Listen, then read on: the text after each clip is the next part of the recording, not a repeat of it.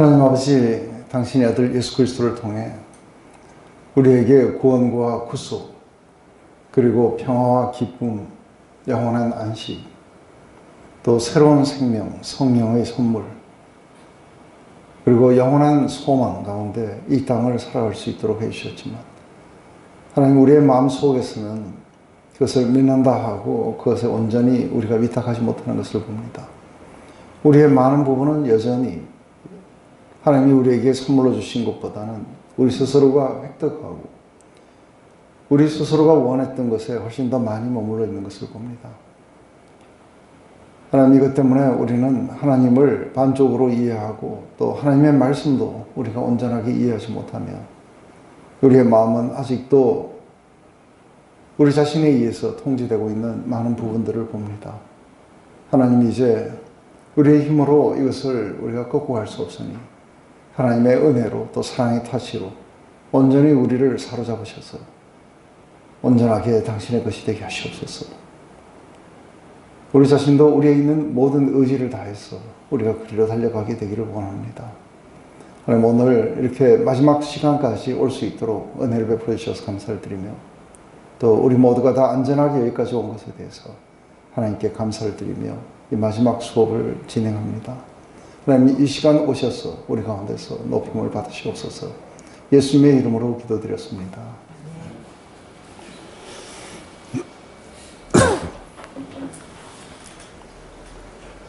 네, 수업 시작하기 전에 이제 제 삶의 경험을, 제 삶의 어떤 여정들을 좀 이렇게 이야기를 해보면, 제가 90년에 그 예수님을 8월 달에 만났습니다. 근데 그 과정이 8월 달에 어느 날 갑자기 이렇게 쑥 하고 이렇게 만난 게 아니라, 그 8월 달에 예수님을 만나기까지의 이렇게 뭔가 이렇게 한 송이의 국화꽃을 피우기 위해서 그렇게 진통하는 그런 부분들이 있었던 걸 봅니다.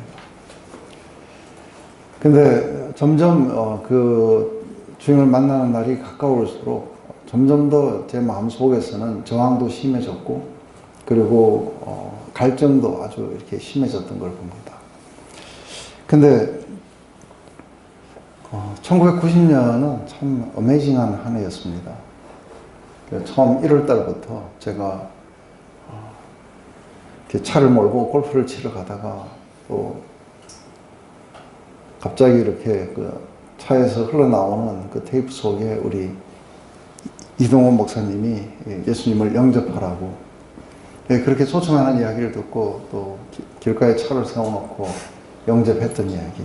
그리고 굉장히 마음이 가벼워서 골프를 치러 가서, 그때는 골프에 집중하기보다는 이렇게 예수님을 영접하고 나서 제가 가졌던 그런 어떤 가벼운 기분, 이런 것으로 인해서 굉장히 기뻤던 기억이 납니다. 하지만 돌아와서는 그렇게 큰 힘을 못 썼어요. 그러다가 이제 3월 달에 갑자기 이제 장모님이 병세가 악화되고, 할렐루야 기도원으로 가자고 이렇게 돼가지고, 이제 저도 처음 가본 기도원에 가서 굉장히 새로운 경험을 이렇게 하게 됩니다. 근데 그때에 제가 지금도 생각하면 참 이렇게 이상한 신비로운 그런 경험이었다고 생각합니다. 그것은 한참 이렇게 한 500명이 이렇게 강당에 모여가지고 열심히 기도할 때 제가 아주 굉장한 천둥 소리를 들었다는 거예요. 그래서 이 천둥 소리를 듣고 나서 제가 사실은 벌떡 일어나고 이렇게 주위를 둘러봤는데 다들 열심히 기도만 하고 있을 건 아무런 변화가 없어요. 이것을 이렇게 반복하다가 세 번째 천둥 소리가 났는데, 근데 그때마다 앉을 때에 제 안에 처음에는 그게 해석인지를 잘 몰랐는데, 앉을 때마다 무릎을 꿇어라 하는 그런 어떤 소리가 들리는 것 같았어요. 근데 세 번째 이제 제가 일어서지도 않고 이렇게 보면서 무릎을 꿇어라 해서 보니까, 제가 이제 무릎을 꿇지 않고 기도해서 이제 무릎을 이렇게 꿇었던 이야기는 드렸습니다. 근데 굉장히 그 신비한 경험 속에서 왜 무릎을 꿇으라고 하셨는가? 그게 기도할 때 그렇게 중요한 자세인가? 그렇게 해서 이제 시간이 지나고 나서 한 보름쯤 되었을 때 이제 이해가 왔습니다. 그것은 제가 서렌더 하라는 이야기였습니다. 근데 서렌더를 하라고 했는데, 서렌더를 뭐 어떻게 해야 되는지를 모르는 거죠. 서렌더 해라. 무릎을 꿇어라. 그래서 그 내용, 말 자체를 모르는 게 아니라 도대체 뭘 어떻게 하는 게 서렌더를 하는 건지, 어떻게 하는 게 내가 무릎을 꿇는 건지, 그걸 이렇게 이해하지 못한 채 이제 시간이 지났습니다.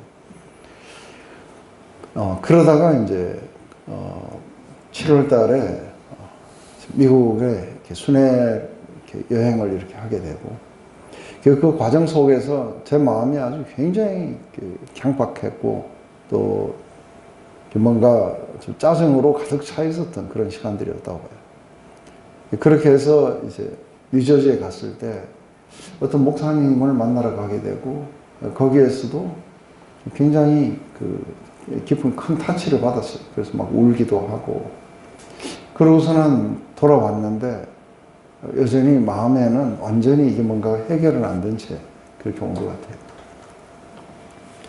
그래서 돌아와서 이제 집사람하고 어떤 사건이 있고 나서 제가 성경을 보기 시작했고, 20일에 걸쳐서 두문불출하고 성경을 읽었습니다. 근데 성경을 읽었는데 이게 하나도 이해가 안 됐어요. 진짜 무슨 말인지를 전혀 이해를 할 수 없는 말들을 다 이렇게 적어놨다고 봐요. 그래서 그것 때문에 사실 제가 되게 깜짝 놀랐죠. 깜짝 놀랐고, 그때 제일 제 눈에 이렇게 제 뇌리에 선명하게 남았던 거는 율법으로는 죄를 깨달음이라는 그 말이 남았는데 그게 무슨 말인지는 잘 몰랐어요.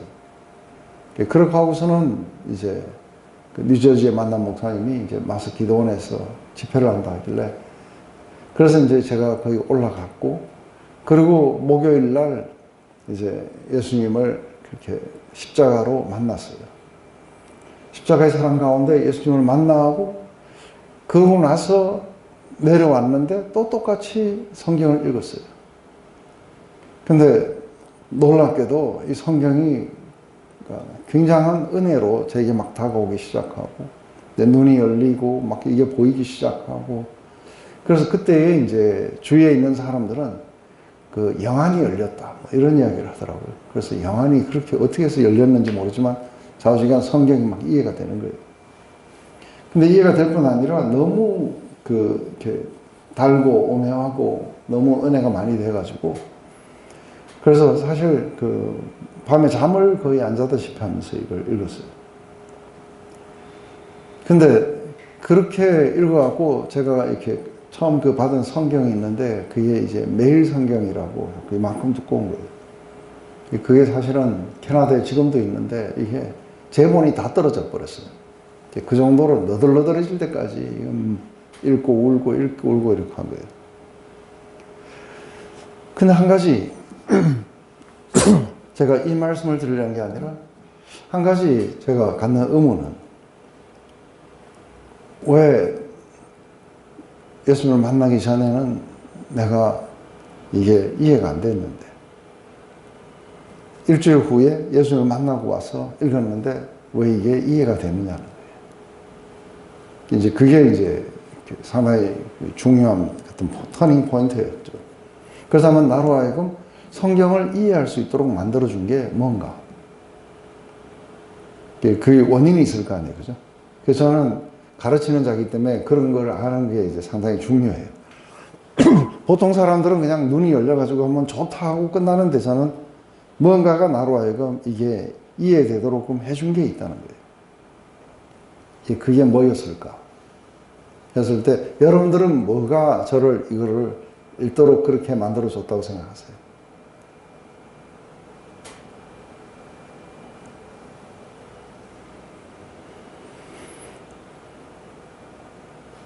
마음에 룸이 생겼어. 마음에 룸이 생겨서. 네, 그것도 맞는 이야기예요. 맞는 이야기인데, 이제 좀 더 우리가 정확하게 표현하면 어떤 걸까? 하나님의 새로운 생명이 내 안에 들어와서 이걸 이야기한다. 네, 그것도 맞는 이야기예요. 근데, 그런 어떤 제 마음에 룸이 생겼던 아니면 하나님의 새로운 생명이 들어왔던 제 마음 안에 분명히 뭔가가 일어난 게 있어요. 내가 뭐냐면 무릎을 꿇은 거예요. 하나님 앞에 서렌더인 거예요. 근데 이 서렌더가 사실은 우리가 성경을 읽을 때에 우리가 얼마만큼 서렌더 했느냐에 따라서 얼만큼 성경이 보이느냐가 결정이 된다고 봐요. 왜 이게 그런가 했을 때 원리는 우리가 로마서 1장 18절에 하나님의 진노가 불의로서 진리를 막는 모든 경건치 않은 사람들에게 나타났다 그래요. 근데 불의로서 진리를 막는다는 그 의미가 뭐냐면 우리들의 이 죄성이에요. 내 마음대로 살고 싶어하는 이 죄성이 이 진리를 억압한다는 이야기예요. 그래서 우리가 하와 이야기에서 했어요. 그죠? 하와는 하나님이 말씀하신 진리를 분명히 알고 있었어요. 그렇지만 자기의 그런 입맛대로 자기 탐스러운 대로 살아가려고 했기 때문에 이걸 억압할 수밖에 없는 거예요. 그러니까 하나님 앞에 이게 서렌더가 되지 않을 때에는 자기의 생각과 자기의 그런 어떤 욕망으로 가득 차 있기 때문에 성경을 읽어도 이해가 안 되게 돼 있어요. 머리가 나빠서 안 되는 게 아니라 욕망 때문에 진리가 이해되지 않도록 돼 있다는 거예요. 근데 우리가 이것을 서렌더를 해버리면은 그때부터는 이렇게 마음이 가난해져서 하나님이 뭐라고 하시는지 사실은 이걸 듣게 돼요. 그래서 우리가 뭐라고 말씀하시는지를 이해하게 되고 그리고 이렇게 따르고 싶어져요.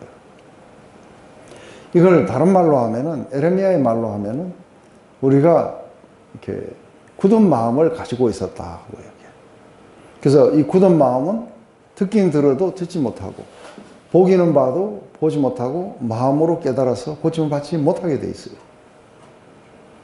그래서 하나님의 작업 가운데 가장 중요한 작업이 뭐냐면 하나님이 우리의 굳은 마음을 부드러운 마음으로 보여주셔야 된다. 바꿔주셔야 돼요.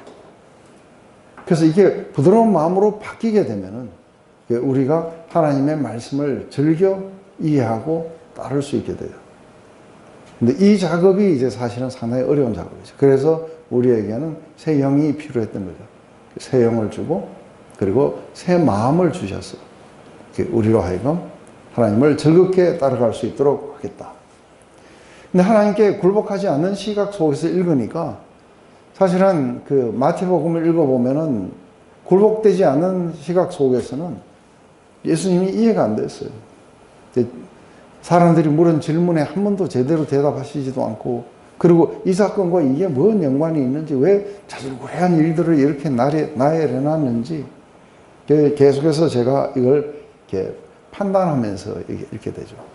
근데 그때에 정확하게 제가 그걸 인지하지 못했지만 지금 다시 제가 그걸 분석해서 이야기를 한다면 그때 당시에 제 마음은 만약에 하나님이 계시다면은 나를 위해서 존재해야 된다고 이렇게 생각하게 된 거죠. 그래서 나를 위해서 하나님이 필요할 뿐이지 나를 위하지 않는다면 하나님이 그렇게 필요한 존재가 아니라고 보는 거예요. 근데 이게 꺾이고 난 뒤에 그리고 점점 뒤로 갈수록 저기에 다가왔던 거는 그러니까 하나님이 우리 인간을 위해서 존재하는 게 아니라 우리 인간이 하나님을 위해서 존재하는구나. 하나님이 우리를 만드셨다면은 그렇다면은 지음을 받은 물건이 지은 자가 자기를 위해서 필요하다고 이야기할 수가 없다는 거죠. 그래서 그분이 뭔가를 지었을 때는 그분의 목적 때문에 우리를 지으셨기 때문에 우리가 하나님을 위해서 지으심을 받았다. 이거는 사실 아주 이렇게 조그마한 그 변화 같지만 사실은 이게 천지가 개벽하는 이야기들이죠. 그래서 우리가 한번 이렇게 보면 예정론을 받아들이지 못하는 많은 사람들, 예정론을 왜 못 받아들이냐면은 그것은 하나님이 있다면 이런 하나님이라야 된다는 우리의 마음 안에서 우리를 위해서 이런 하나님이 필요하다고 생각하는 거죠. 근데 성경은 그렇게 이야기하잖아요. 하나님은 이렇게 하셨다고 그냥 선포하세요. 그게 하나님의 방식이고 그게 하나님이 누구신지를 말해주고 있어요. 우리의 지으심을 받은 물건들은 하나님의 그 목적을 위해서 우리들은 각각의 그런 역할들을 하게 될 거라고 하는 거예요. 근데 이걸 받아들이려고 그러면은 그냥 자기중심성 속에서 받아들이려고 그러면 참 서러워요. 그런데 우리가 하나님에게 꺾이게 되고 그리고 하나님을 사랑하게 된다면 그러면은 그분을 위해서 우리가 존재한다는 것 자체가 굉장히 영광스럽고 굉장히 기쁜 것일 거라고 이렇게 보는 거죠. 이것 때문에 많은 철학자들은 자기중심성 속에서 신은 죽었다고 이렇게 니체가 이야기하듯이 그것은 만약에 그렇게 자신을 위해서 우리를 그렇게 만들어 놨는 그 신은 이렇게 죽어야 된다. 왜냐하면 이렇게 신은 인간을 위해서 존재를 해야 된다. 만약에 그런 신이 있다면 그 신은 우리가 거부를 해야 된다고 이렇게 보는 거예요. 이게 이제 아주 철저하게 인간 중심의 사상 속에서 이렇게 흘러나오는 그런 부분일 거라 봐요. 우리의 신앙은 그렇지 않다고 봐요. 우리의 신앙은 날 위해서 하나님 존재하는 게 아니라 하나님의 그 아름다운 영광스러운 목적을 위해서 내가 존재하는 것이구나. 이것을 우리가 깨닫고 또 그 목적에 부합해서 우리가 살아갈 때 모든 것들이 이제 샬롬해지고 그리고 모든 것들이 클리어하게 이해가 되고 그리고 모든 것들은 세상은 그렇게 흘러가고 있다는 것을 이제 보게 될 거라는 것이죠. 근데 사도 요한은 이거를 뭐 불이냐 죄냐? 이런 식으로 하지 않고 어둠이라고 이야기를 해요. 그래서 이게 어둠 가운데 있다. 이 어둠 가운데 있다는 것을 인간은 자기 욕망이 사로잡혀서 그 인간이 중심이 되어서 그렇게 살아가는 이 삶을 어둠이라고 이야기해요. 그래서 이 어둠은 빛이 필요하다고 이야기하는 거예요. 근데 자기 중심성 속에서 살아가고 있는 바로 이 인간들에게 비춰주는 이 빛은 뭐냐면 바로 예수 그리스도 안에 있는 그런 생명이었고 사랑이었어요. 이 사랑과 은혜가 이 어둠 가운데 있는 사람들에게 비춰지자 사람들은 그 어둠에서부터 깨어나기 시작했고 그리고 자기를 지으신 하나님 앞에 이렇게 서렌더하기 시작한 거죠. 그러면서 원래의 목적대로 이렇게 돌아가게 되는 것을 이렇게 보게 되는. 근데 그 빛이 이제 우리에게 비쳤지만 그 워낙이 그 마음이 견고하고 딱딱한 사람들, 이 사람들은 사실은 그걸 받아들이지 않게 돼요. 그래서 여전히 파괴적인 것에서 살고 있고, 그리고 이 잘못된 길로 우리를 인도하게 될 거라는 거예요. 그래서 이것은 이제 점점 더 뒤로 가면 많은 부분들이 파생되어 나와요. 왜냐하면 그 자기중심성 속으로 돌아선 그 인간들은 갑자기 우주의 고아가 돼버려요. 왜냐하면 이걸 만든 이도 없고 아무것도 없고 그냥 우리는 어쩌다가 이 무시무시한 우주에서 그래서 막 별이 와서 언제 부딪힐지 천재지변이 어떻게 일어날지 그걸 알지 못하는 이런 속에서 우리는 살아남기 위해서 이렇게 투쟁하고 있다고 이렇게 느끼는 거예요. 그래서 우리가 여기에서 살아남기 위해서 생각을 하면 할수록 우리는 점점 더 두려워지고 그리고 우리는 점점 더 염려의 삶으로 불안으로 우리를 이렇게 데리고 간다고 보는 거죠. 근데 하나님이 우주를 지으셨고 그 우주를 지으신 분이 지금도 모든 것들을 붙잡고 계시고 운행하고 계시고 그 목적 속에 우리가 있다고 하는 이 생각 속에 사로잡혀서 우리가 그분에게 서렌더를 했을 때는 이게 생명과 평안으로 우리를 인도해 주더라고 그렇게 이야기를 하는 거죠. 이제 이렇게 볼 때에 우리가 스스로들을 이렇게 평가할 수도 있겠지만 우리가 한번 이렇게 교회를 이렇게 전반적으로 이렇게 훑어보면은 그렇다면 그 신앙에 이렇게 성숙했다 하는 사람들을 우리가 어떻게 구분할 수 있겠는가? 신앙이 자라가고 성숙했다는 것은 이게 교회를 오래 다녔다든지 아니면 그 사람이 좀 더 많은 미소를 지었다든지 아니면은 뭔가 선행을 했다든지 하는 그 문제가 아니고 그 사람이 하나님께 얼만큼 서렌더 되어 있느냐. 이게 오래 다녀도 전혀 서렌더 하지 않는 사람도 있고 다행히 얼마 안 된 사람도 굉장히 많이 서렌더하는 사람도 있어요. 그래서 이것은 그 사람들이 얼마나 자기 통제를 버리고 하나님께 서렌더해 있느냐. 이게 이제 우리의 신앙의 어떤 척도라고 이야기하는 거죠. 그래서 오래 다녔는데도 변화가 별로 없는 거예요. 왜냐하면 마음은 서렌더 되지 않은 채 굳은 마음을 가지고 있기 때문에. 그래서 이제 어떤 사람들은 전혀 서렌더를 하지 않은 사람들은 이제 우리가 불신자라고 그래요. 근데 서렌더를 했는데 선택적 서렌더를 하는 거예요. 그래서 어떤 사람은 이런 문제는 잘 서렌더를 해요. 근데 저런 문제에 가면 절대로 안 돼요. 그래서 어떤 사람은 의외로 재정이나 이런 데서는 잘 서렌더를 하는데 근데 자녀 문제나 또 남편 문제나 이런 데 가면 서렌더가 절대 굉장히 어려운 사람도 있고 그래서 이게 서렌더가 이렇게 선별적으로 막 일어나는 거예요. 그러다 보니까 성경도 사실은 선택적으로 받아들여요.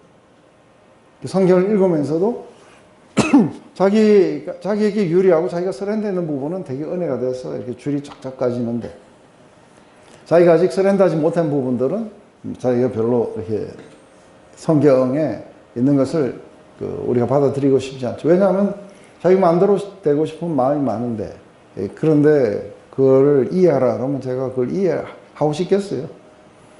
별로 이해를 하고 싶지 않아요. 그래서 그냥 그건 이렇게 묻힌 채 그냥 그렇게 있었으면 좋겠어요. 근데 이게 굴복된 만큼은 우리가 아멘하고 받아들여지게 돼요. 그래서 진리가 어떻게 다가오느냐 했을 때 사실은 성경을 읽을 때 상당히 중요한 거는 우리의 마음을 열고 우리가 하나님 그렇게 알려달라고 이러면서 우리의 마음을 열고 읽는 게 이제 최고의 방법일 거라 봐요. 근데 이제 저에게도 이제 그런 일이 있는데 처음에 굉장한 하나님 앞에 서렌더가 됐다고 생각했는데 그때 이제 막 정신없이 성경을 읽어가면서도 한 가지 어떤 거는 의문 부호가 붙는 부분들이 여러 곳이 있었어요. 근데 전반적으로는 서렌더를 했기 때문에 어떻게 그걸 생각했느냐면 이것이 전에는 서렌더를 하지 않았을 때는 이렇게 부당한 이야기들을 막 써놓다니 하고 여기에 대해서 정죄하고 비판하는 마음이었는데 일단 한번 전반적인 서렌더가 일어났기 때문에 이 부호를 보면 어떻게 했냐면 내가 아직 여기를 깨닫지 못했구나 하고 기도가 이제 겸손하게 나오는 거예요. 이걸 깨닫게 해달라고. 그러면서 주여 깨닫게 하소서 하고 이제 부호를 쳐놨는데 이 시간이 좀 더 진행되면서 이렇게 발견하게 된 거는 제가 의문부호라고 써놨던 그 부분들은 제가 서렌더 하지 않는 부분이었기 때문에 나중에 서렌더가 되면서 사실은 그 파트가 굉장히 은혜의 어떤 스팟이 됐다는 것들을 이렇게 보게 돼요. 그렇기 때문에 내가 이해하지 못하면 이해하지 못하는 겁니다. 그렇지만 주님이 때가 되면은 내게 깨닫게 해주시고 알려주실 것을 믿습니다. 하고 이제 이렇게 나오게 되죠. 사람들은 자기가 할 수 없다는 그 부분들은 많이 있어요. 그래서 삶에 갑자기 굉장히 어려움이 오면은 사람들은 자기 힘으로 할 수 없다는 걸 알고 하나님 앞에 나와서 이렇게 기도를 해요. 근데 이러한 부분을 기도하면서 여전히 뭐는 어렵냐 하면은 자기의 그런 어떤 생각과 방법은 하나님께 완전히 서렌더하기는 어려워요. 그래서 문제를 가지고 기도는 하지만 자기의 방법과 자기의 생각 이런 것은 여전히 내려놓지 못한 채 그대로 붙잡고 있으면서 많이들 기도하는 것들도 봐요. 자기가 지혜가 부족하다고 하나님께 구하다거나 이런 기도들은 많이 들어보지 못해요. 여전히 자기 생각이 옳다는 것을 꺾지 않고 있는 걸 보는 거죠. 근데 우리가 가장 지혜로운 사람은 누굴까 하고 이제 우리가 해보는 거죠. 근데 우리가 지혜서라고 이야기하는 게 있어요. 욥기, 시편, 잠언, 전도서, 아가서 이게 이제 우리가 지혜서라고 이야기하는데, 근데 특별히 우리가 잠언에서 많이 나오는 이야기고 또 잠언의 이렇게 대표적인 잠언을 한마디로 줄이면 이거일 거라고 봐요. 그 외에 여러분들 잠언에서 가장 대표되는 구절이 어떤 구절인 것 같아요?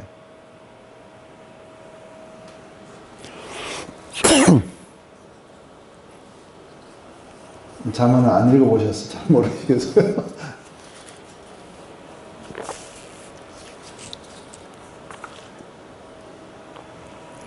잠언을 한마디로 줄이면은 다 마찬가지예요. 다 마찬가지인데 우리가 전도서를 한마디로 줄이면은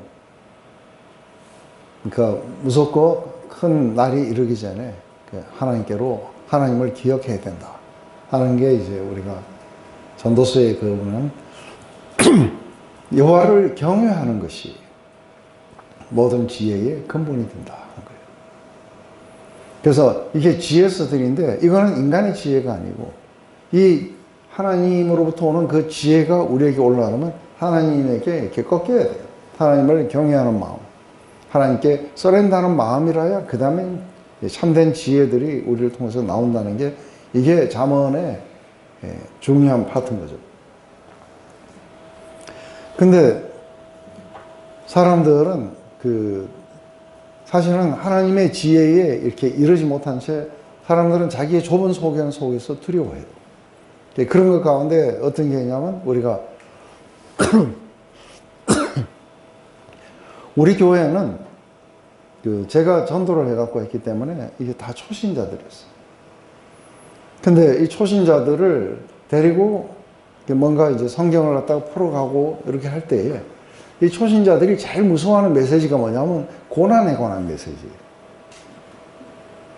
그래서 그 크리스천들은 이렇게 고난을 이렇게 받게 될 것이다 하고 이 메시지를 전하면 굉장히 똑똑하고 세상에서는 이렇게 박사하기도 하고 이랬던 어떤 사람들이 조용히 와서 물어봐요.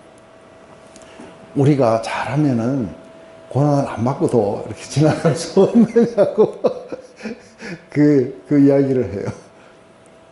이 사람들은 뭐 지혜에 도달하지 않아도 좋지만 고난도 싫은 거예요.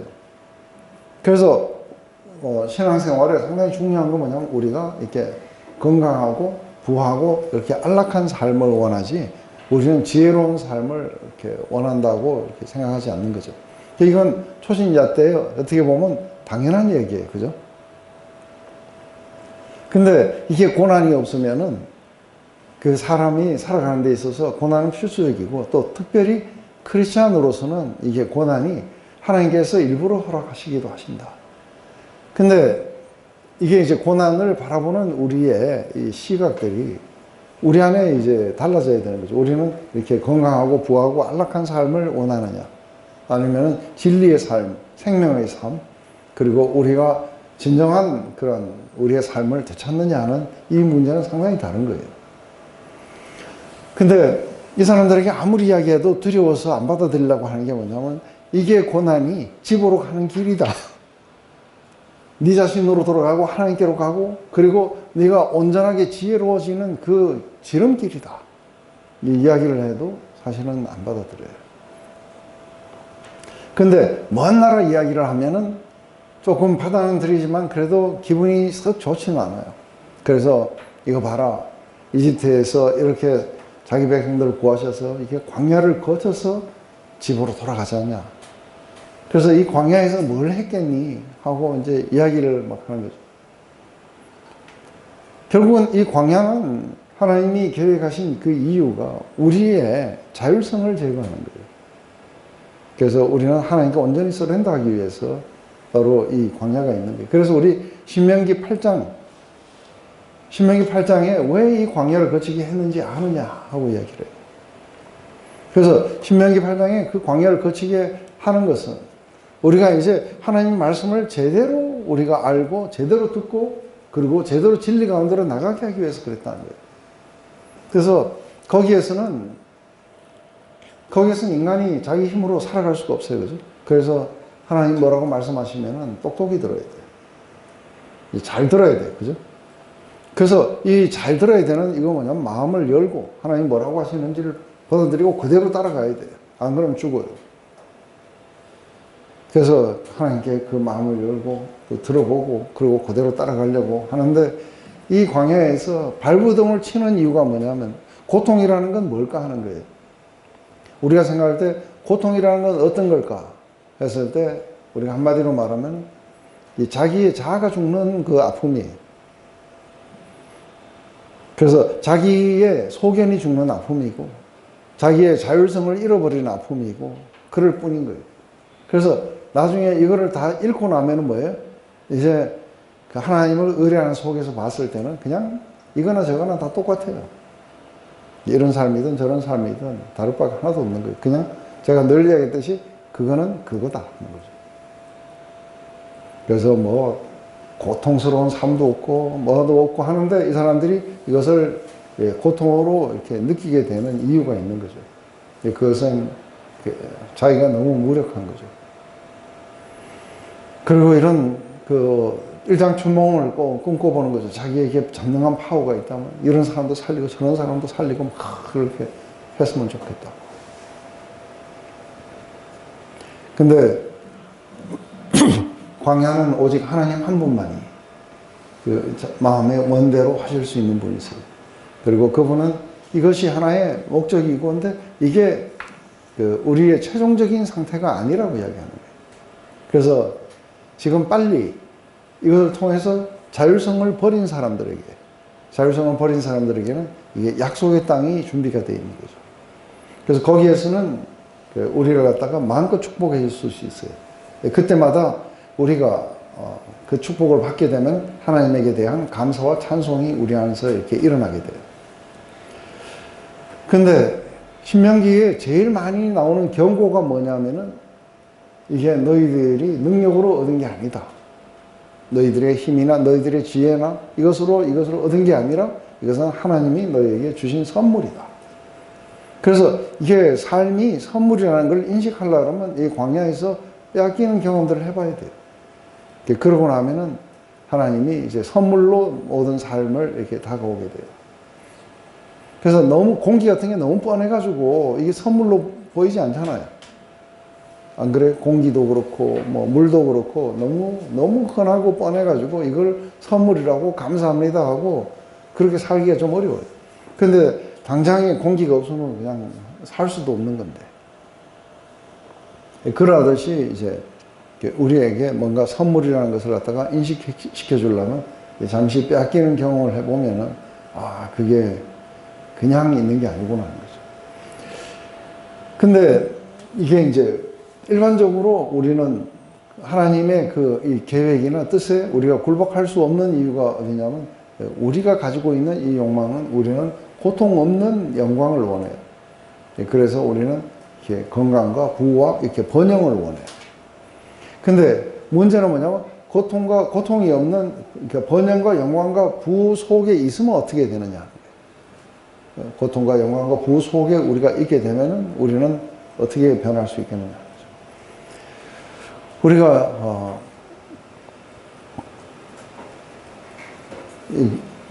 요한계시록에서 보면은 이렇게 음녀라고 하는 여자가 나와요. 근데 이 음녀는 뭘 상징하느냐 하면은 이게 그 번영과 부와 이렇게 건강을 상징하는 거예요. 그래서 크리스찬들에게 이게 뭔가 이렇게 번영을 주면은 크리스찬들은 금세 어디로 돌아서느냐면 자율성으로 돌아서요. 그래서 자기 하나님을 이렇게 잃어버리게 돼요. 우리 이제 제일 크게 이렇게 나타났던 교회가 우리 라오디게아 교회예요. 라오디게아 교회는 굉장히 이렇게 번성했던 교회고, 그리고 별 문제가 없었어요. 다른 교회들은 핍박도 있었고, 그리고 이단도 있었고, 그런데 이 교회는 핍박도 이단도 없이, 그리고 굉장히 잘 살았어요. 그래서 우리가 아마 작년에 그렇게 올해 5월 달에 갔으면은 거기도 들리려고 했던 곳이 이게 이제 빠무갈레, 거기가 이게 이제 온천지대예요. 위에 이제 고지대에서 온천이 이렇게 계단식으로 내려오는데, 이 물이 이렇게 뜨거운 물이 확 해갖고서는 라오디게아에 이렇게 도착할 때쯤 되면은 여기가 이게 완전히 미지근하게 되는 거예요. 이게 이제 신앙의 상징처럼 돼버린 거예요. 차지도 덥지도 않는 거예요. 그래서 우리는 지금 답답한 게 없죠. 하나님이 별로 필요가 없어요. 안 그래요? 하나님이 필요가 없는 삶이에요. 왜냐하면 우리는 건강하고 부하고 그리고 안락한데 하나님을 간절히 찾은 사람도 없고 아무도 없게 돼요. 이 속에 들어가면은 무슨 일이 벌어지느냐 하면은 이제 하나님을 이렇게 떠났어. 그냥 자기의 안락한 삶에 머물려는 이 성향이 우리 안에 이제 강하게 나타나게 되죠. 그런데 이것이 이 속에 있는 사람들은 자기가 이런 곳에 와 있다는 걸 몰라요. 절대로 이해할 수 없게 돼 있어요. 그리고 자기는 어디에 와 있다고 보냐면 하나님의 축복 가운데 와 있다고 이렇게 느껴져요. 근데 이제 천사 하나가 이렇게 요한을 데리고 내가 음녀의 정체를 보여주겠다 하고 데리고 간 곳이 이게 광야예요. 그래서 광야에서 이걸 보여주니까 이 음녀가 도시를 깔고 앉았는데 거기에 성도들의 피에 취해 있더라는 거예요. 근데 하늘에서 음성이 들려요. 내 백성들아, 그 음녀의 심판에 참여하지 말고 내 백성들은 거기서 나오라. 결국은 이제 여기서 이 음성을 듣고 이렇게 나올 수 있는 사람이라야 되는데 이게 사실은 쉽지가 않아요. 근데 우리가 오히려 이렇게 가난에 처했을 때는 하나님께로 가는 게 쉬워요.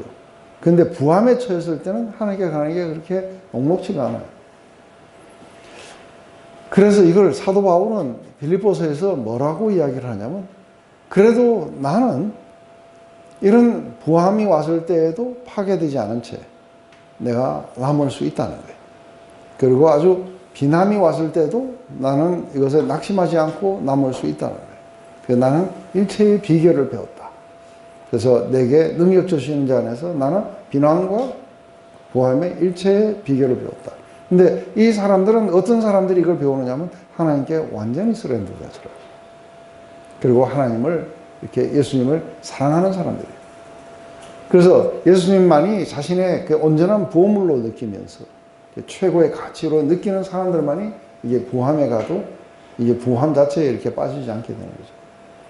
근데 사실은 우리가 서렌더 되지 않는 많은 사람들을 보면서 우리가 느끼는 게 뭐냐면,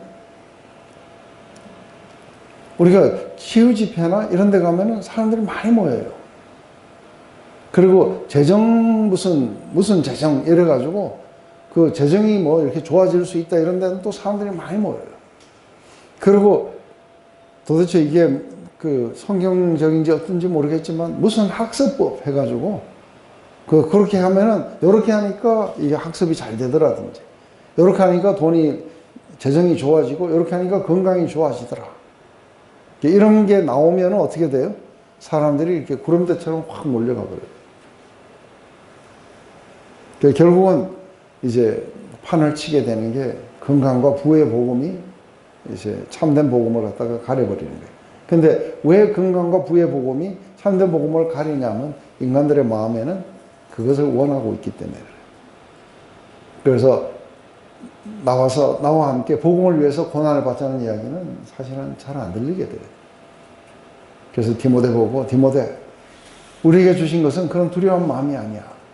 그래서 나와 함께 복음을 위해서 고난을 받자. 이런 이야기를 들으면은 무서워요. 그래서 복음을 위해서 자기가 모든 걸 다 버리고 고난을 받는다든지 이런 이야기를 듣고, 예수님이 이런 것을 나보다 더 사랑하는 자는 합당하지 않고 이런 이야기를 하면은 막 무서워요. 그러면서 너무 가까이 가는 건 안 좋겠구나. 그래서 적당한 거리에 있어야 되겠구나. 이렇게 생각하는 거죠. 그래서 나는 성장 안 해도 좋으니까 핍박도 싫고 고난도 싫고 십자가를 지고 가까이 따라가는 것도 말고 남들이 따라가는 걸 좀 멀찌감치 그렇게 따라갔으면 좋겠다는 것이죠. 이게 이제 우리의 마음 안에 이렇게 남아있는 거죠. 그래서 우리가 한번 영적인 성장을 이렇게 이뤄가게 될 때 이제 예수님을 받아들이고 한 사람을 인도해 가는 과정이나 자기 자신도 물론이겠지만 다른 사람을 인도해 가는 과정 안에서 이 사람들이 서렌더 되도록 도와줘야 돼요. 근데 많은 경우에 어떻게 하냐면 우리의 그런 어떤 그 노파심이 발휘돼 가지고, 그래서 누군가가 어려움 속에 있으면은 이 사람을 서렌더의 길로 인도하는 게 아니라 그 사람을 그냥 도와서 그 문제를 해결해 주려고 그렇게들 많이 나가게 돼요. 한번 해보시게 되면은 이게 지혜가 아니라는 걸 알게 돼요. 결국은 이제 둘 다가 이렇게 불거덩이에 빠지게 된다는 걸 알게 돼요. 그래서 한 사람을 어떻게 하나님께 서렌더 되고 자기 하나님을 의존하면서 살아가는 법을 가르쳐야 되는지, 이게 신앙생활에서 얼만큼 중요하다는 것을 우리가 보게 될 거라는 거죠. 우리 좀 쉬었다 갑시다. 네. 우리 삶에 이제 가장 중요한 거는 내가 그리스도와 함께 십자가에 못 박혀 죽었다. 이것은 나의 통제권, 나의 소견, 또 자기 의뢰들이 이게 다 죽었다는 것이죠. 근데 이게 이제 죽는 게 중요한 것은 바로 그 그리스도가 내 안에서 이렇게 사실 수 있고 그리스도의 생명이 내 안에서 이렇게 드러날 수 있는 거죠. 그러려면 가장 중요한 것은 자기가 얼마큼 이렇게 서렌더했고 자기가 죽었느냐 하는 이야기인데, 근데 이제 그 안 죽는 이유를 우리가 또 우리 사도 요한은 이렇게 우리가 악을 사랑해서 그렇다고 이야기해요. 죄악의 삶을 사랑하기 때문이다 하고 지금 이렇게 이야기를 합니다. 그래서 우리가 잘 아는 요한복음 3장 이렇게 16절부터 이야기를 보면 하나님이 세상을 이렇게 사랑하셨다. 그래서 자기의 독생자를 주심은 그 우리로 하여금 멸망하지 않고 영원한 생명을 얻게 하기 위해서 이렇게 주셨다. 그래서 하나님이 자기 아들을 보내신 것은 세상을 심판하려 하신 게 아니고 세상을 구원하려고 주셨다. 하고까지 이야기를 하고 나서는 그렇지만 그 믿지 않는 자들은 이미 벌써 심판을 받은 거하고 동일하다. 그래서 믿지 않는 자들은 왜 심판을 받은 것과 동일하느냐 하고 이야기했을 때 그들은 사실은 악을 더 사랑했기 때문에 믿지 않게 된다는 거예요. 그래서 정죄는 이것이니 곧 빛이 세상에 왔을 때 사람들이 자기 행위가 악함으로 어둠을 더 사랑하는 것입니다. 그래서 우리 안에 이렇게 그 어둠을 사랑하는 마음이 많다는 것을 갖다가 사실상은 이게 성경의 말씀이나 이런 빛이 비춰오기 전까지는 우리가 잘 모르는 거죠.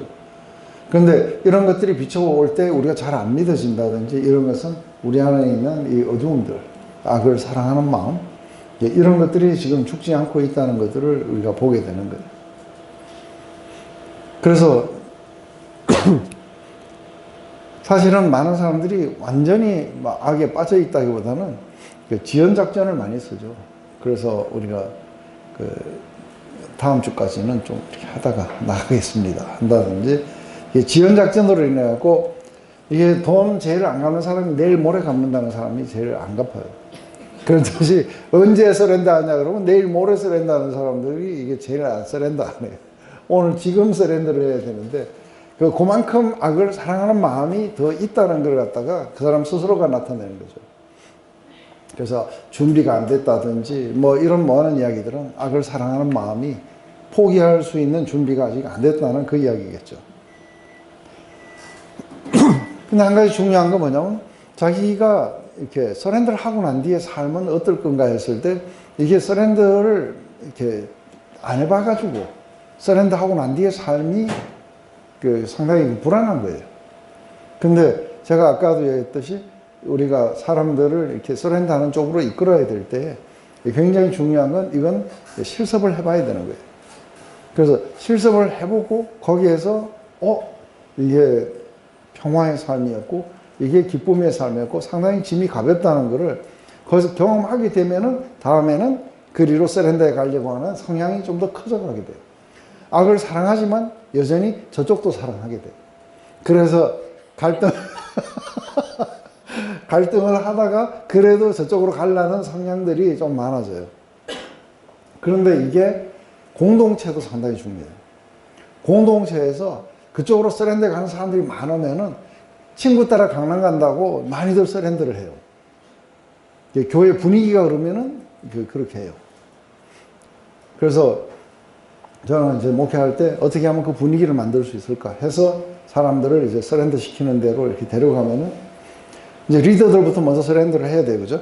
그래서 어떤 문제가 생기면은 이제 그것을 지혜롭게 풀어가는 이야기가 아니라 하나님께 서렌더하는 방향으로 이끌어주는 거죠. 그러면은 이 사람이 재정의 문제든 아니면 직장의 문제든 무슨 문제든 무조건 서렌더하는 쪽으로 이끌어주면은 이 사람들이 서렌더하고 난 뒤에 그리고 그 다음에 이게 풀렸던 어쨌든 어느 방향으로 인도됐던 그때부터 오는 그 모든 삶은 하나님이 자기 일을 이렇게 인도해 주시고 축복해 주신 삶인 거예요. 그런데 자기가 계획했던 거하고는 이렇게 전혀 다른 방향이었고 그리고 비교가 되지 않는 그런 삶이었다는 것을 알게 되면은 이제 그런 감정들이 나오고 리더들이 그렇게 가고 그러면 이 사람들이 스몰 그룹에서 이제 이 사람들이 한번 배웠기 때문에 그 방향으로 막 이끌어가는 거예요. 그 방향으로 이끌어가면 사람들은 이제 그때부터 시작해갖고 그 리더들을 받으면서 막 서렌더를 해나가고 이런 것들이 흥황해지면서 이제 그 공동체는 상당히 영적으로 그리고 하나님의 생명이 풍성해지는 공동체로 그렇게 나가게 되는 거죠. 이때 이제 우리는 익숙했던 삶과 작별을 고해야 돼요. 그죠? 근데 이게 가만히 있으면 오느냐 하면 안 와요.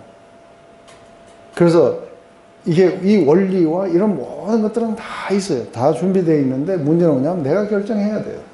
내가 오늘 서렌더를 갖다가 할 것인지. 그래서 이 서렌더는 마음 안에서 내가 오늘 서렌더를 합니다. 서렌더 합니다. 이게 아니에요. 실제에 가서 한번 해봐야 돼요. 근데 실제에서 안 하고 막 나는 서렌더 합니다 하면서 막 I surrender all 하고 막 눈물을 흘리고 이러고 실제 가면 하나도 안 해. 그건 서렌더 한 삶이 아닌 거예요. 이 사람들은 신앙이 사이클로지 안에 있어요. 심리 안에서 맨날 서렌더 했대. 그러면 실제가 가면 다 딴 이야기를 해요.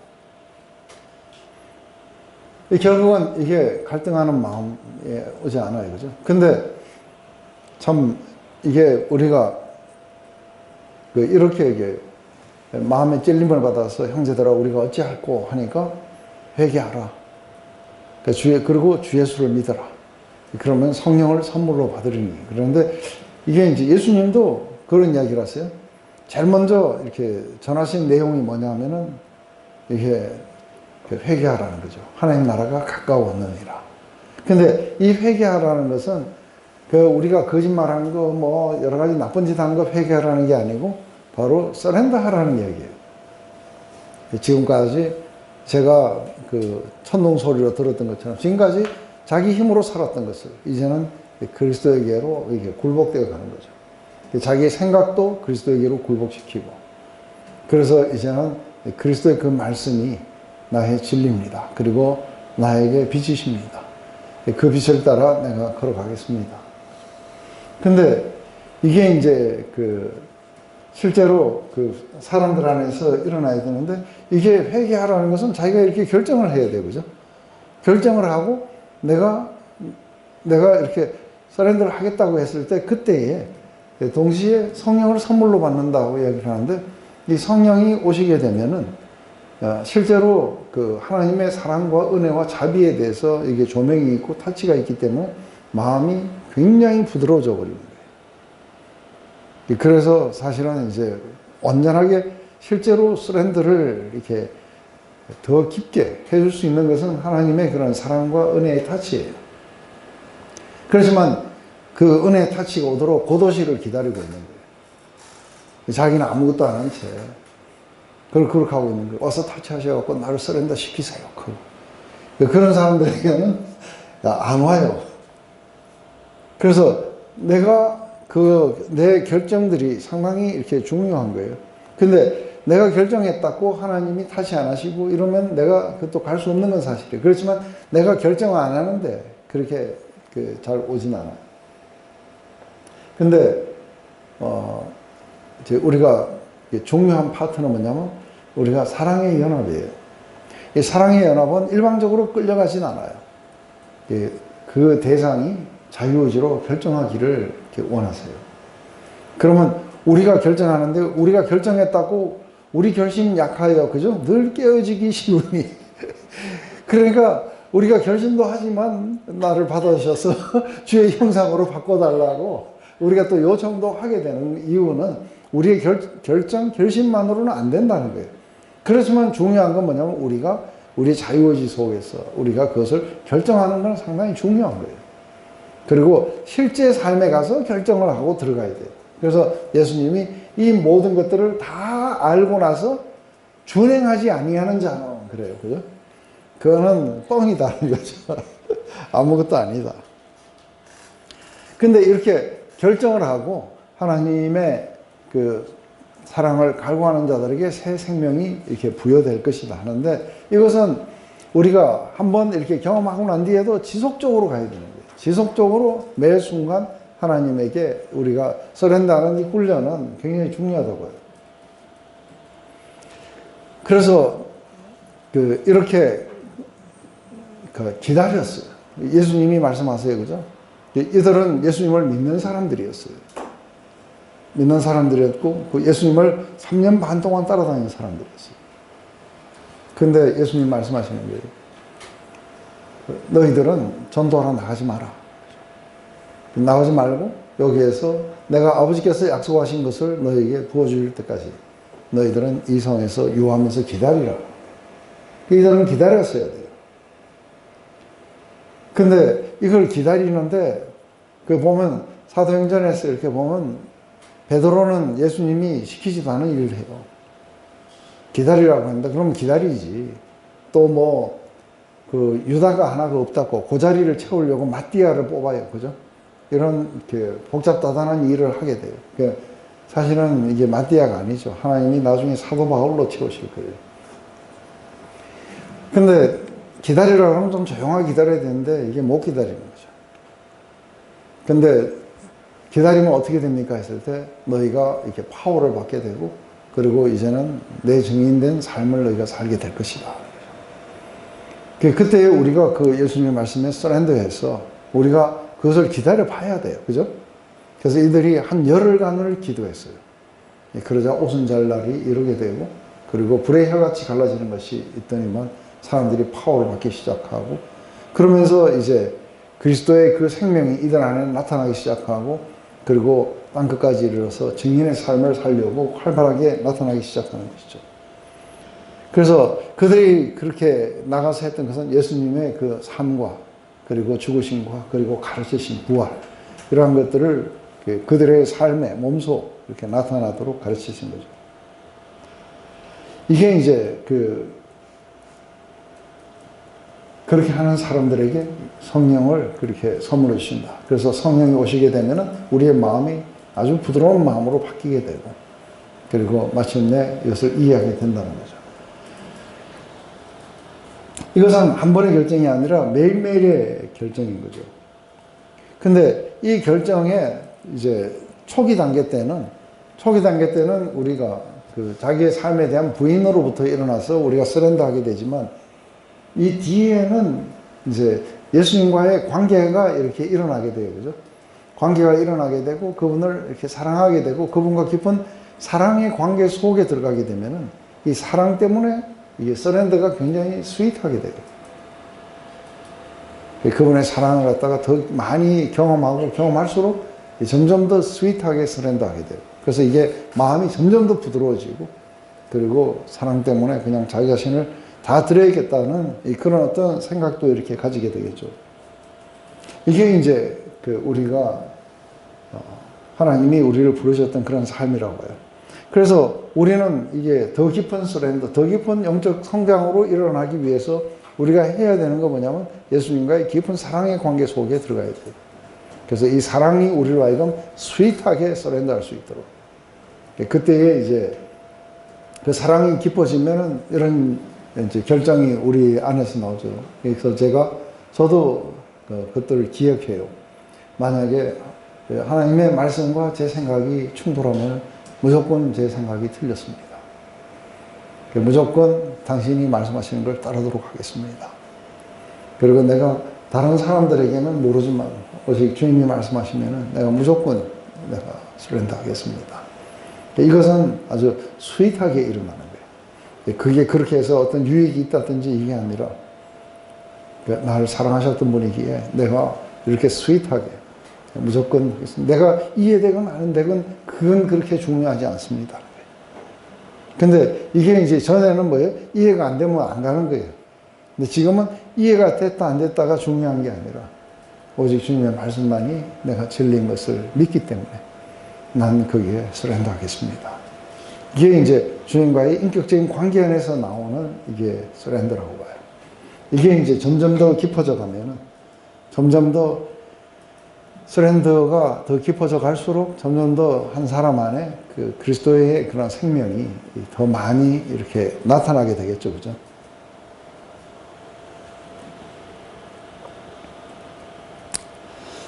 이렇게 되는 사람들에게 이제 이 상태 속에 가서 이제 우리가 서렌더를 하게 되면은 이제 우리가 다른 말로 이렇게 표현을 하면은 예수님 말씀하셨는데 우리가 서렌더를 하면은 예수님의 말씀이 우리 안에 거하게 돼요.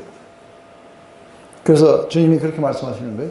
내 말이 너희 안에 거하게 되면은 그래요. 내 말이 너희 안에 거하게 되면 그때는 너희가 어떤 기도든 하라고 하는 거예요. 그것은 내가 하늘에서 듣고 내가 시행을 하게 될 것이라는 거죠.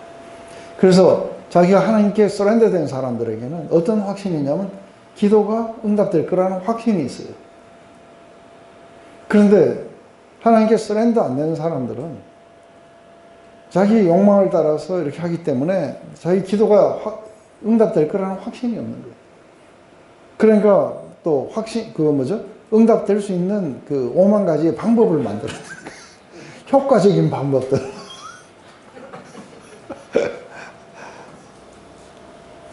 그래도 이게 뭐 효과적이니까 많이 배우려고 했죠. 그죠? 예, 사실 배워봐야 아무것도 없는데. 이게 이제,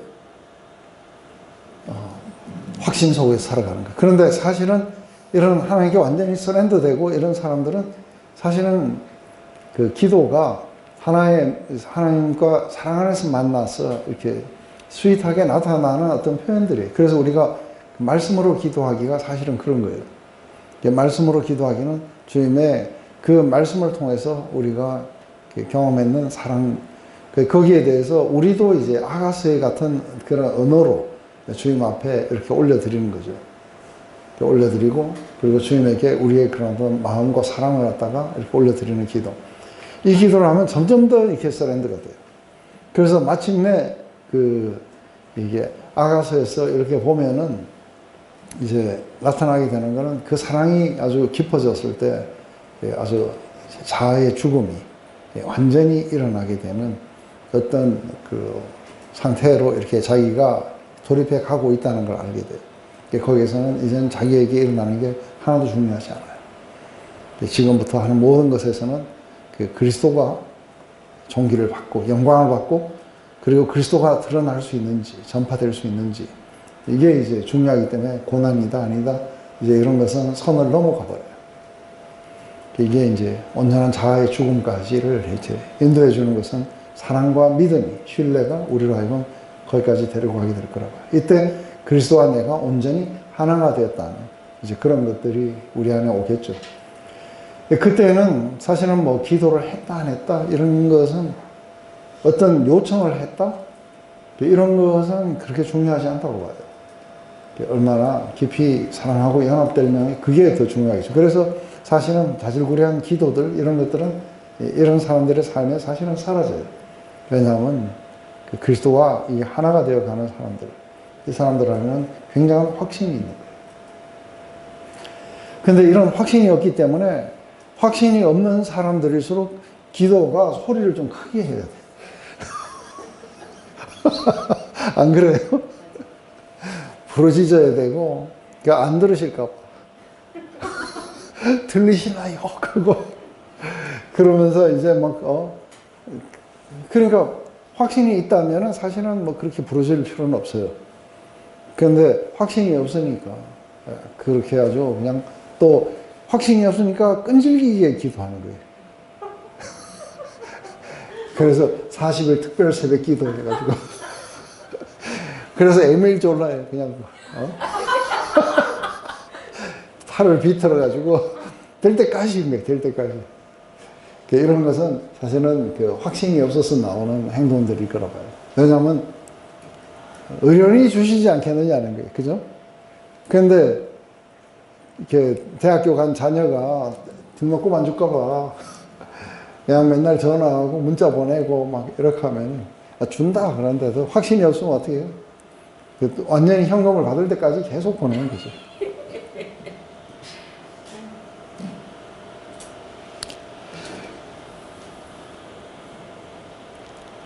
이제 하나님을 이렇게 우리가 경험해 갈 때 우리가 확신이 없는 방향으로 이끌어가는 것이 몇 가지가 있어요.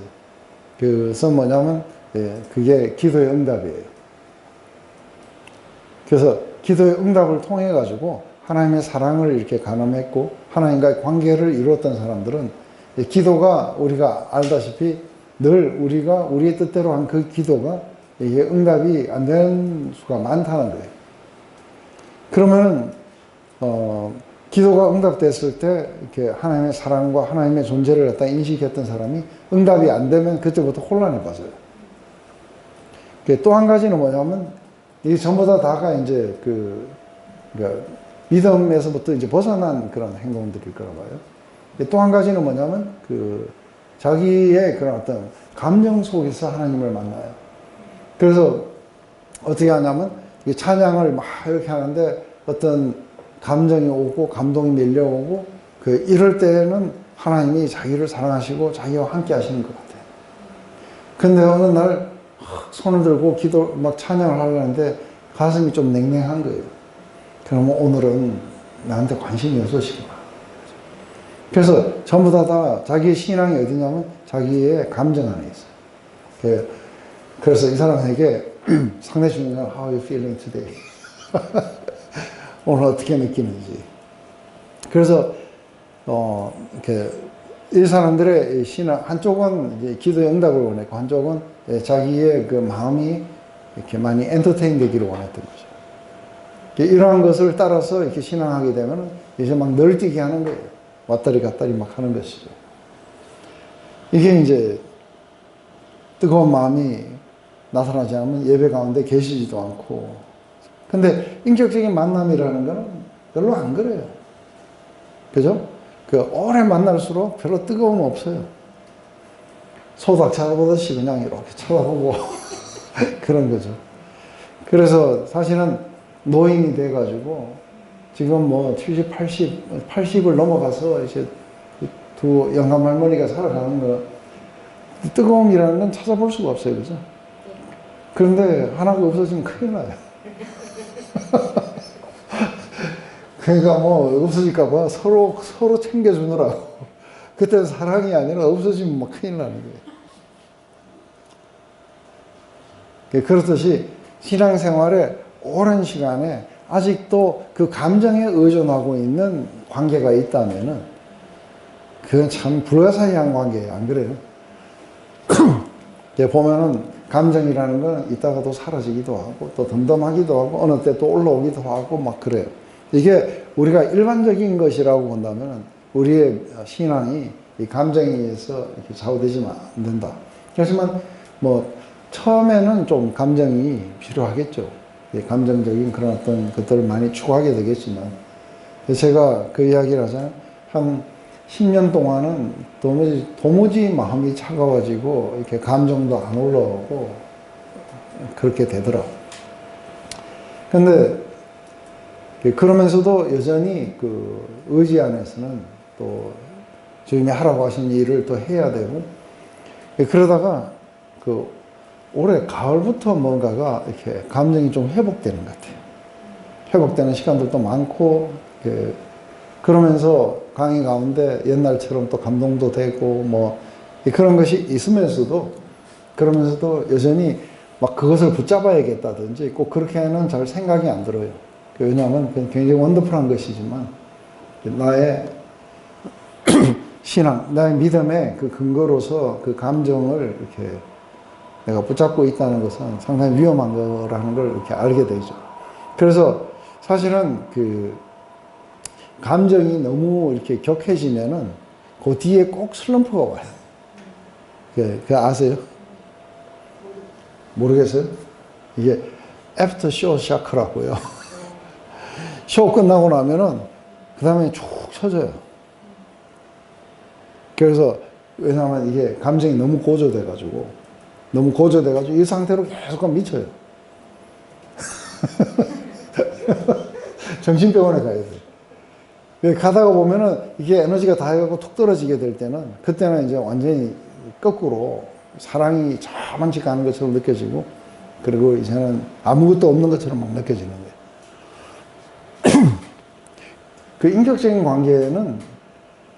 관계는 그런 감정들이 막 우리를 차지하는 건 아니라고 봐요.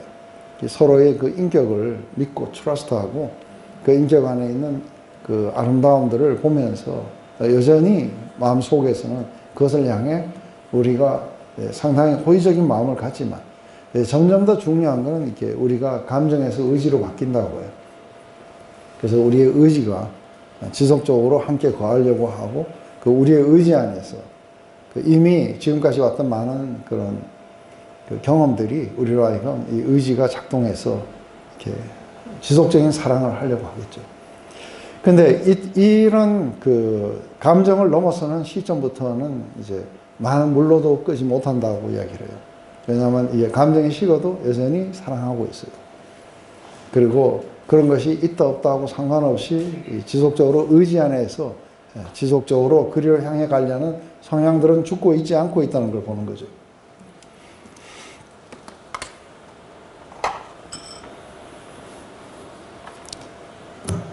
그렇지만 이게 너무 오래 가면은 상당히 좀 힘이 드니까. 근데 한 번씩은 이게 이렇게 감정들이 또 살아나기도 하고 또 없기도 하고 이렇게 해서 감정에 많이 의존하지는 않지만 감정이란 부분들도 이게 상당히 중요한 부분이에요. 마더 테레사 같은 경우에는 뭐 50년 동안 사역하는데 예수님을 못 느낀 지가 한 40년 됐다고 그래요. 그 뒤로는 잘 못 느꼈다고 그렇게 이야기하는데도 여전히 그 일들을 그렇게 하고 있는 걸 봐요.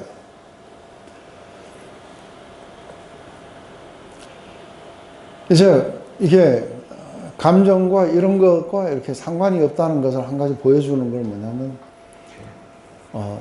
우리가 다 아는 이야기인데, 예수님을 믿어도 고난이 올 수 있어요. 그죠? 우리에게 어려움도 힘든 일이 올 수 있어요. 근데 우리가 그 고난이 오고 어려움이 왔을 때 막 사랑에 취해가지고 막 이렇게 할까 하면은 사실 그렇진 않아요. 우리가 고통이 오고 어려움이 오고 이랬을 때 우리의 마음은 그렇게 기쁘진 않아요. 근데 우리의 믿음 안에서는 뭐라냐면 그 어떤 것도 그리스도 예수 안에 있는 하나님의 사랑에서 끊을 수 없다는 거예요. 왜냐하면 난 하나님이 계획했고, 그리고 거기서 날 그렇게 정하셨고, 그리고 이 땅에 보내셨다가 나를 부르셔서 의롭게 하시고, 그리고 예수 그리스도의 사랑을 알게 하셨고, 성령을 주셨고, 그리고 이제 영원한 삶으로 나를 이끌어가고 영광으로 나를 만들어 가시는 중이라는 거예요. 근데 그분이 나를 사랑하신 시점이, 그것은 내가 어떻게 잘해서 하는 게 아니라 그분은 나의 이 연약함 속에서, 죄 가운데서 나를 사랑하셨다는 거예요. 근데 이것은 우리의 믿음의 이야기예요. 그죠? 감정의 이야기가 아니고 내 믿음 안에 있기 때문에 그 어떤 것도 이 그리스도 예수 안에 있는 사랑에서 끊을 수가 없고, 그 어떤 것도 그리고 나를 갖다가 정죄할 수가 없다. 근데 우리는 정죄감을 이렇게 느낄 수는 있어요. 그렇지만 우리의 믿음은 뭐라 그래요? 그건 그리스도 안에 있는 자에게는 결코 정죄함이 없다고 이야기하는 거예요. 왜냐하면 그리스도께서 이미 죄를 다 지셨다는 거예요. 그래서 우리의 어떤 정죄감이나 찝찝한 기분들을 어떻게 없애는 거예요? 믿음으로 없애는 거예요. 믿음이 우리의 그 삶의 근본이라 해야 돼요. 근데 그렇지 않고 감정이라든지 이러면은 맨날 아주 중요한 순간에 까먹고, 제가 강의하다 잊어버리잖아요. 우리의 이런 어떤 기분에 흔들려 가지고 가게 된다면은 이게 믿음의 삶이 아닌 거예요. 믿음의 삶도 아니고 결국은 자기가 맨날 그 널뛰는 그 감정에 의해서 자기 신앙이 왔다 갔다 해버리는 거예요. 근데 한 가지 중요한 건 뭐냐면, 우리는 하나님이 우리에게 하셨던 그 말씀들, 이 진리들, 이것을 우리가 믿는 것이 우리를 갖다가 가기 때문에 정작이 온다 하더라도 우리는 그걸 버려버려요. 그죠? 그리고 고난 속에서 우리가 의심이 온다 하더라도 우리는 그 말씀이 우리로 하여금 이걸 버리게 해요. 그 어떤 것도 그리스도 예수 안에서 나를 하나님의 사랑에서 끊을 것이 없다. 이런 어떤 것은 믿음에 속하는 거예요.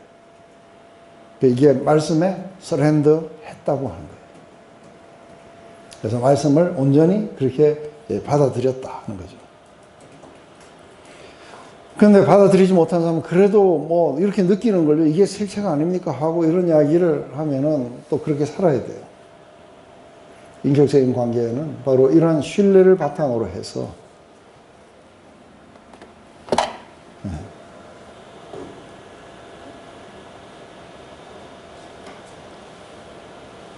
이거를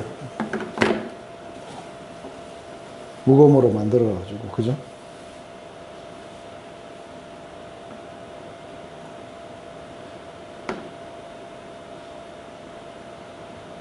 이건 아마 뭘 올렸더니 감사하다고 이렇게 올린 것 같아요. 그래서 상당히 중요한 건, 인격적인 것은 초대하고 초대받고, 그리고 서로에 대해서 관심을 가지고, 그리고 서로의 그 말하는 것을 진지하게 마음속에서 받아들이고, 이러는 것을 통해 가지고 우리 안에, 근데 이게 joy하고 gladness라는 이게 두 개가 조금은 차이가 있어요. 하나는 우리에게, 그러니까 우리를 전반적으로 이 믿음이 우리를 갖다가 이렇게 기쁨으로 데려가는 게 있어요. 그래서 이 믿음이 우리로 하여금 그 든든한 마음으로 기쁨으로 이렇게 데려가는 것은 막 기뻐가지고 막 웃는 거하고는 좀 틀려요. 그렇지만 우리는 그 믿음이 우리를 지배하고 있기 때문에 우리는 이렇게 든든하게 갈 수 있는 그런 느낌들이 우리 안에 있겠죠. 그래서 예수님의 그런 어떤 가치들, 이런 것에 눈을 뜨기 시작하면은 예수님의 지혜와 예수님이 그 사람들을 다루시는 장면들, 이런 걸 보면 너무너무 어메이징해요. 거기에 우리가 굉장히 많은 가치들을 발견하고, 이렇게 해갖고 사랑이 깊어가는 것이지, 네가 안 보면 못 뭐 못 본다든지 막 이런 식으로 해갖고 너무 막 그렇게 하는 거, 그런 중독적 성향을 나타내는 게 아닌 거죠.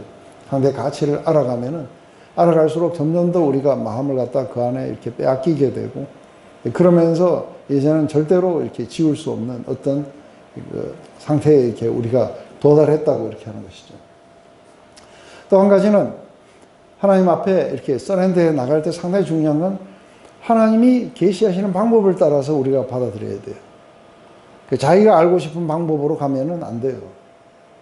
그래서 많은 사람들이 하나님이 이렇게 우리에게 자신을 알리시는 이 방법이 있었어요. 목사님, 근데 조이하고 그레미스의 차이점을 설명 안 하고 넘어가신 거예요. 아, 그래요? 다음에 할게요.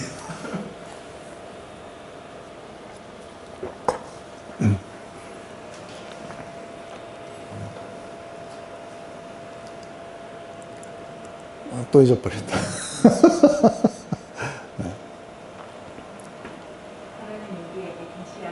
네, 방법, 그렇죠. 질문하지 마세요. 죄송해요. 이 방법은 어떤 것이 이제 있냐면, 하나님은 여러 모양 여러 부분으로 말씀하셨어요. 근데 이제 지금은 그 아들 그리스도를 통해서 우리에게 말씀하세요. 그러면 우리가 그리스도를 통해서 하나님을 아는 게 아니면은 이게 다 잘못된 방법이에요. 그런데 많은 사람들이 실제적으로 그리스도를 통해서 알지 않고 자기가 이렇게 하나님을 고안해내요. 그래서 하나님은 이러실 거라는 거예요. 근데 이 중에서 가장 이렇게 최악의 케이스들을 보면은 어떻게 하냐면 막 하나님하고 매일매일 지적이고 속삭여요. 뭐라 하면 하나님 뭐라 하시고 막 하면서. 그런데 이 사람은 그 하나님하고 맨날 그렇게 통화했다 그러는데 보면은 그 하나님 누구냐면 자기의 투사예요. 자기가 생각할 때 자기를 갖다가 돕고 자기를 사랑하는 어떤 하나님을 만들어 놓고 막 그렇게 하는 사람도 있어요. 이러한 거는 상당히 심각한 투사이기 때문에 궁극적으로는 자기가 상당히 이기적으로 바뀌게 될 거예요. 우리는 그리스도를 통해서 하나님을 알아가야 되는 것이죠. 그런데 이게 없으면 상당히 잘못된 길로 많이 이렇게 들어설 수가 있다 봐요. 그래서 우리는 하나님을 알아가는 여기에서 그런 식으로 하나님을 알아간다든지 느낌으로 알아간다든지 우리가 고안해낸 하나님과 이렇게 사귄다든지 이런 것들은 옳은 방법이 아니겠죠. 한다면 바로 예수 그리스도를 통해서 알아가야 되기 때문에, 그래서 우리가 그리스도를 이렇게 사랑하면 사랑할수록 우리는 또 예수님을 더 많이 이렇게 알게 돼요. 그리고 그것이 최고의 보물로 알게 되고, 이런 사람들은 마침내 마지막에 주여 이제 나를 당신 있는 곳에 데려가 달라고 이렇게 했던 장발장의 기도처럼 우리가 그분이 계신 그곳을 향해 우리가 가고 싶어하는 마음이 일어나게 될 거라 봐요.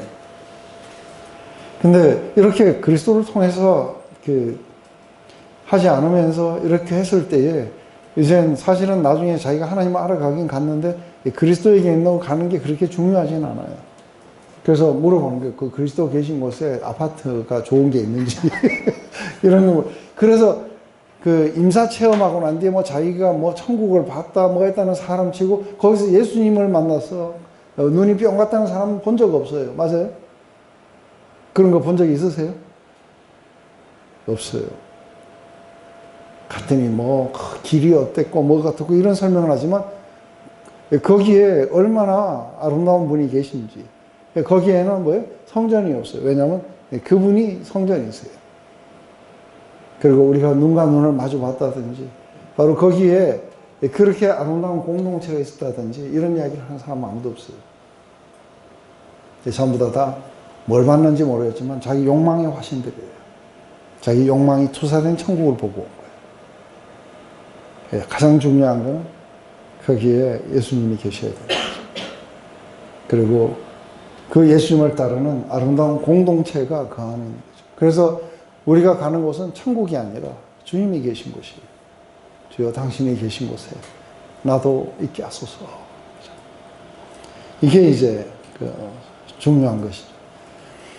이게 믿음의 싸움은 이게 한 번에 끝나는 게 아닌 거예요. 이거는 지속적으로 해야 되는 거예요. 서렌더는 한 번이 아니라 지속적으로 매일매일 서렌더하는 훈련들을 해야 돼요.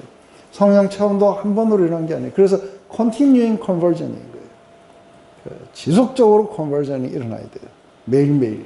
그리고 매일매일 주님과의 사랑의 관계에 투자하도록 사람들을 이렇게 이끌어 가야 돼요.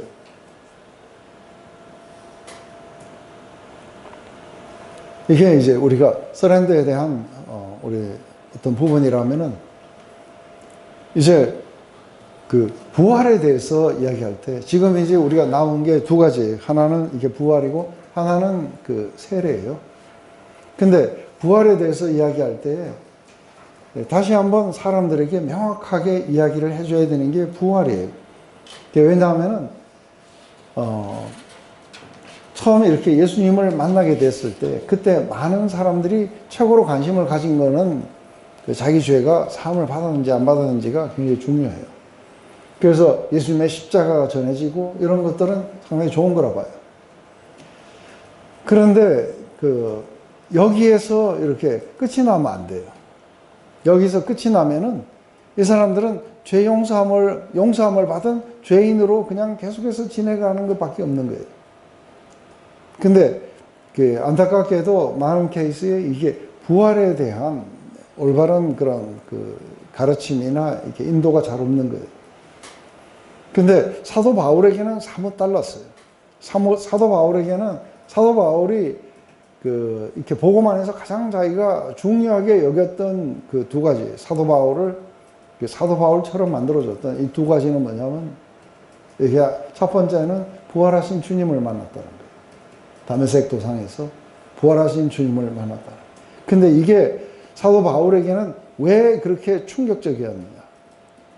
왜 그렇게 충격적이었느냐 하면은 사도 바울에게는 부활이 이미 일어났다는 거예요.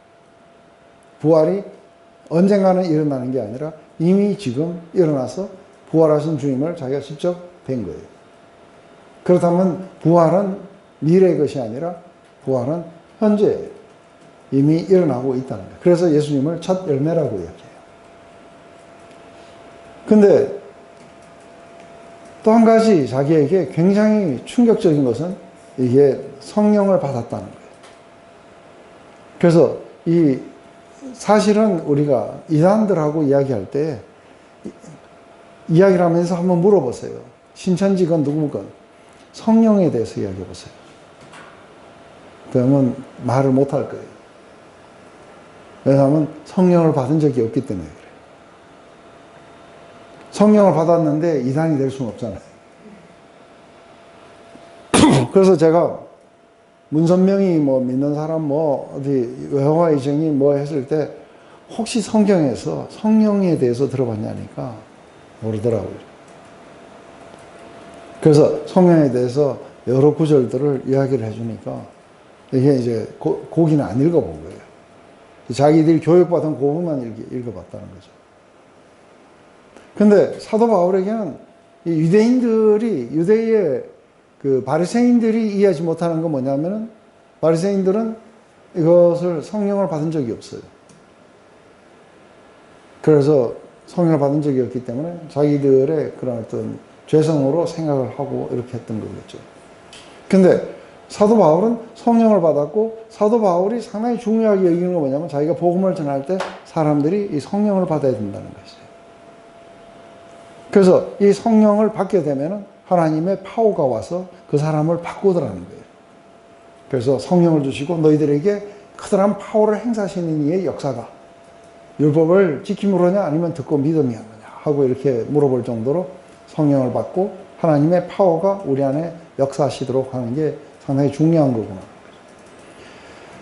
그런데 이게 두 개가 왜 이렇게 그 사도 바울에게는 중요했느냐 하면은 오늘날 이게 성령으로 우리가 경험하게 되는 이것은 이 땅에서의 좀 더 나은 삶이 아니라 성령으로 우리가 경험하게 되는 것은 부활하고 난 뒤에 우리가 살아가야 되는 삶을 여기서 경험하는 게 성령을 받았다고 이야기하는 거예요.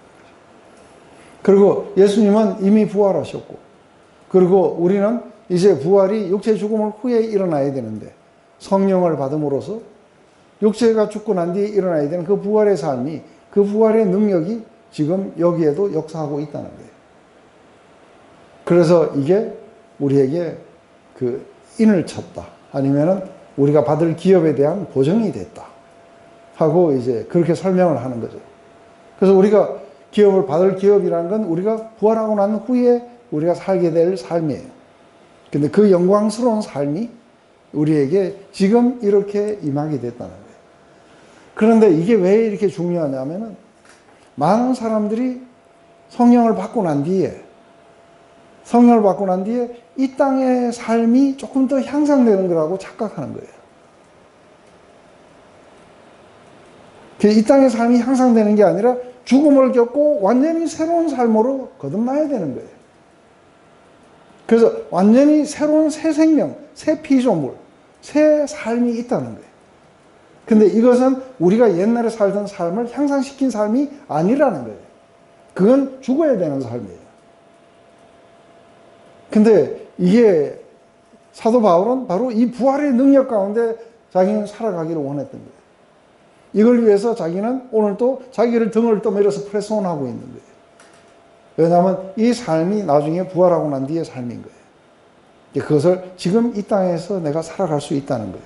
이게 새로운 생명이에요. 이게 새 삶이고. 그런데 많은 사람들은 그 이야기를 하는 거예요. 예수를 믿고 나서 내가 좀 이런 게 말이 좀 좋아졌다든지 뭐 어쨌다든지 하면서 이렇게 향상되는 삶이라고 생각하는데 이건 완전히 다른 삶이에요. 그래서 우리는 이렇게 반응적 율법주의든 아니면 도덕주의든 이런 거하고 아무 상관이 없는 거예요. 왜냐하면 이거는 성령의 능력 안에서만이 우리가 살아갈 수 있는 삶인 거예요. 이게 부활의 능력의 삶이에요. 이게 이해가 되세요? 이것은 우리가 노력해서 살아가는 삶이 아니라 성령의 능력 안에서만이 나타나는 삶이에요. 그래서 우리는 뭘 해야 되냐면 노력하는 게 아니라 성령 충만을 받으려고 노력해야 돼요. 그래서 우리가 움직이는 삶이 아니라 성령으로 충만한 삶이 있다는 거예요. 이게 부활의 삶이고 부활의 능력이 이미 우리 가운데 역사하신 거예요. 이걸 위해서 우리가 서렌더를 하고 믿음으로 받아들이고 그리고 성령을 받고 우리는 살아가는 이 삶은 완전히 새로운 형태의 삶이라는 거예요. 그것은 바로 하나님의 영광을 나타내는 삶이고 그 그리스도의 삶이에요. 이게 다른 삶이라는 것을 이렇게 가르쳐 줄 때 부활이 어떤 것인지, 그래서 단순하게 예수님 죽음에서도 부활하셨다는 걸 믿어야 된다, 어째야 된다는 그 이야기가 아닌 거예요. 그런 차원을 넘어서서 이제 우리가 살아가는 참된 그리스도인의 삶에 우리의 윤리는 어디 있는가 했을 때 그거는 성령 안의 삶인 거예요. 근데 이 성령 안의 삶이라는 거는 우리가 부활하고 난 뒤에 오는 삶이에요. 그래서 이해가 안 되는 거예요. 그래서 이게 잘 이해가 안 되는 거예요. 그래서 이쪽에 있는 삶을 갖다가 글로 표현해 갖고 나타내 주는 거예요. 그러면 여전히 우리는 이 땅에 살고 있어요. 그죠? 이 땅에 살고 있는데 이거를 글로 표현해 갖고 나타나니까 어떻게 나타나냐면은 사환들아, 너희들을 괴롭히는 상전들에게 죽게 하듯 그렇게 순종해라. 근데 죽게 하듯 순종해라 하고 이렇게 이야기하는데 왜 순종을 해야 되는지 이거는 이쪽에서 생각하는 거예요. 맞아요? 우리 이 안에서 상당히 중요한 거는 내 권리를 우리가 지키고 찾고 이런 것들이 이 안에서 상당히 중요해요. 그런데 부활의 능력 안에서는 그게 안 중요해요. 부활의 능력 안에서 뭐가 중요한 게 자기 안에 그리스도의 삶을 살고 있는지가 중요한 거예요. 그러니까 이쪽에서 왜 그렇게 해야 됩니까 하니까 이제 그리스도의 삶에 대해서 이야기를 해요. 그는 아무 죄가 없었는데도 채찍에 맞았고 그리고 고난을 받았고 욕을 먹었고 그렇지만 절대 반격하지 않았다는 거예요. 그리고는 그들의 죄를 자신의 몸에 지고 이게 십자가로 향해 가시는 거예요. 그런데 예수님이 제자들에게 그 말씀하시는 거예요. 너희들이 이렇게 살아간다면은, 너희들이 만약에 나처럼 이렇게 살아간다면은, 이 십자가의 삶을 살아간다면은 내 기쁨이 너희 안에 있어서 너희 기쁨을 충만하게 할 것이다. 새로운 종류의 기쁨이에요. 이전에 부활하기 전에 우리의 삶의 기쁨은 어디냐면 내 권리를 보호하고 그리고 사람들이 나를 존중하고 여기에 있었어요. 근데 완전히 부활하고 난 뒤에 새로운 삶의 내 기쁨은 어디에 있느냐면 내가 그리스도의 영광으로 바뀌어가는 것이 기쁨인 거예요. 그게 하나님의 목적이었고 그래서 여기에서는 절대로 악으로 갚으면 안 돼요. 그죠? 악을 선으로 갚으라고 하는 원수가 줄이면 매기고 이걸 하라는 거예요. 이게 완전히 다른 삶이에요. 그런데 이 땅에서 내가 조금 그래도 자비도 베푸고 이런 삶을 살면 되지 않느냐고 하는데 이거는 성령의 능력 안에서 아니면 안 되는 삶이에요. 이건 부활의 능력 가운데 살기 때문에 죄하고 아무 상관없어요. 맞아요? 그래서 뭐라고 이야기하냐면 이렇게 선을 위해서 고통을 받는 자들은 이미 자기 죄를 그쳤다고 이야기해요. 그래서 처음에 있는 지금 이렇게 이 땅에서 생각하는 사람들에게 부활의 삶이나 부활의 능력에 대해서 이야기를 하면 굉장히 부당해요. 안 그래요? 이 사람들의 생각 속에서는 엄청 부당하죠. 그죠? 왜 이런 걸 부당하게 당해라고만 이야기하시느냐 하고 있는데. 그런데 소랜드에 있는 사람들 지금 오직 한 가지 목표는 뭐예요? 어떻게 하면 자기 안에 그리스도가 온전하게 살아계시게 할까? 그리고 자기 안에 하나님의 그 영광으로 충만하게 될 수 있을까? 이게 우리는 부활하고 난 뒤에 전부 다 그렇게 살 거예요. 거기에 가서 자기 권리 주장하고 뭐 하고 이러면은 잘못 오셨습니다. 그거 저 잘하는데 저쪽으로 가세요. 해갖고서는 이제 글로 보내줄 거예요. 가보면 권리 주장하고 그런 사람들이 다 모여 있는 곳이 있어요. 그걸 성경 뭐라 하냐면 지옥이라고 해요. 그것 때문에 끊임없이 싸움이 일어나는 곳이라. 그런데 이게 우리의 그런 어떤 결심으로 여기 갈 수 있느냐 하면 못 가요. 이거는 성령의 능력 안에서만이 갈 수 있는 곳이에요.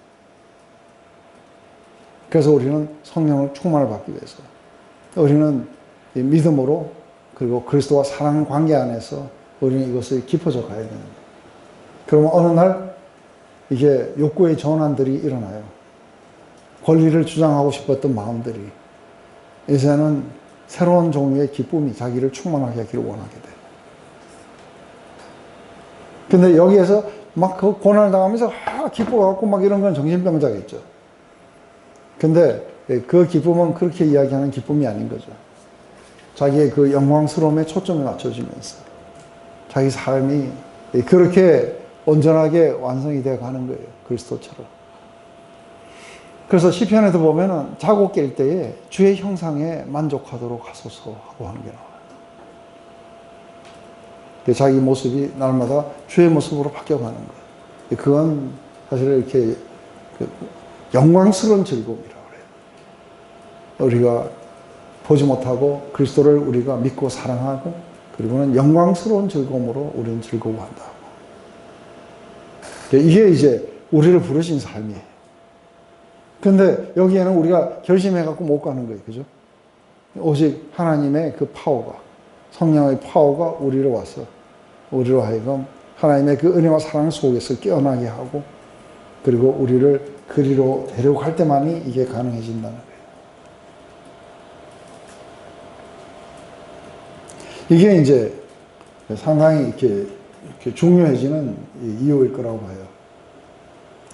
그래서 결국은 한마디로 말하면 우리의 보물이 뭐냐는 거예요. 너희 보물이 있는 곳에 너희 마음도 있게 될 것이다. 그리스도가 우리의 보물이 된다면 내 권리나 이런 걸 주장한다는 것이 이렇게 그렇게 중요하지 않게 나타나게 될 거라고 이렇게 믿어요. 그래서 그분과 깊은 연합을 원하는 사람들, 이 사람들 안에는 이게 고난인지 아닌지. 그래서 사도 바울이 1장에서 빌립보서 1장에서 나타나는 이야기가 늘 마음을 그렇게 뭔가 만지고 하는 것은 그게 내게 고난을 줬든 그게 내게 기쁨을 줬든 so what? 그게 뭐가 문제란 말이냐 거죠. 왜냐하면 자기 안에 기쁨은 다른 데 있다는 거예요. 자기의 기쁨은 그것은 그리스도가 전파되고 그리스도가 이렇게 내 삶을 통해서 존귀케 되는 것이 있고, 그리고 그 그리스도를 믿는 자들이 사랑 안에서 연합하는 것이 있고, 그리고 그리스도가 자신을 위해서 이루신 그 모든 것들을 우리가 받아들이는데 내 기쁨이 있다는 거죠. 그 기쁨이 다른 종류의 기쁨인 거예요.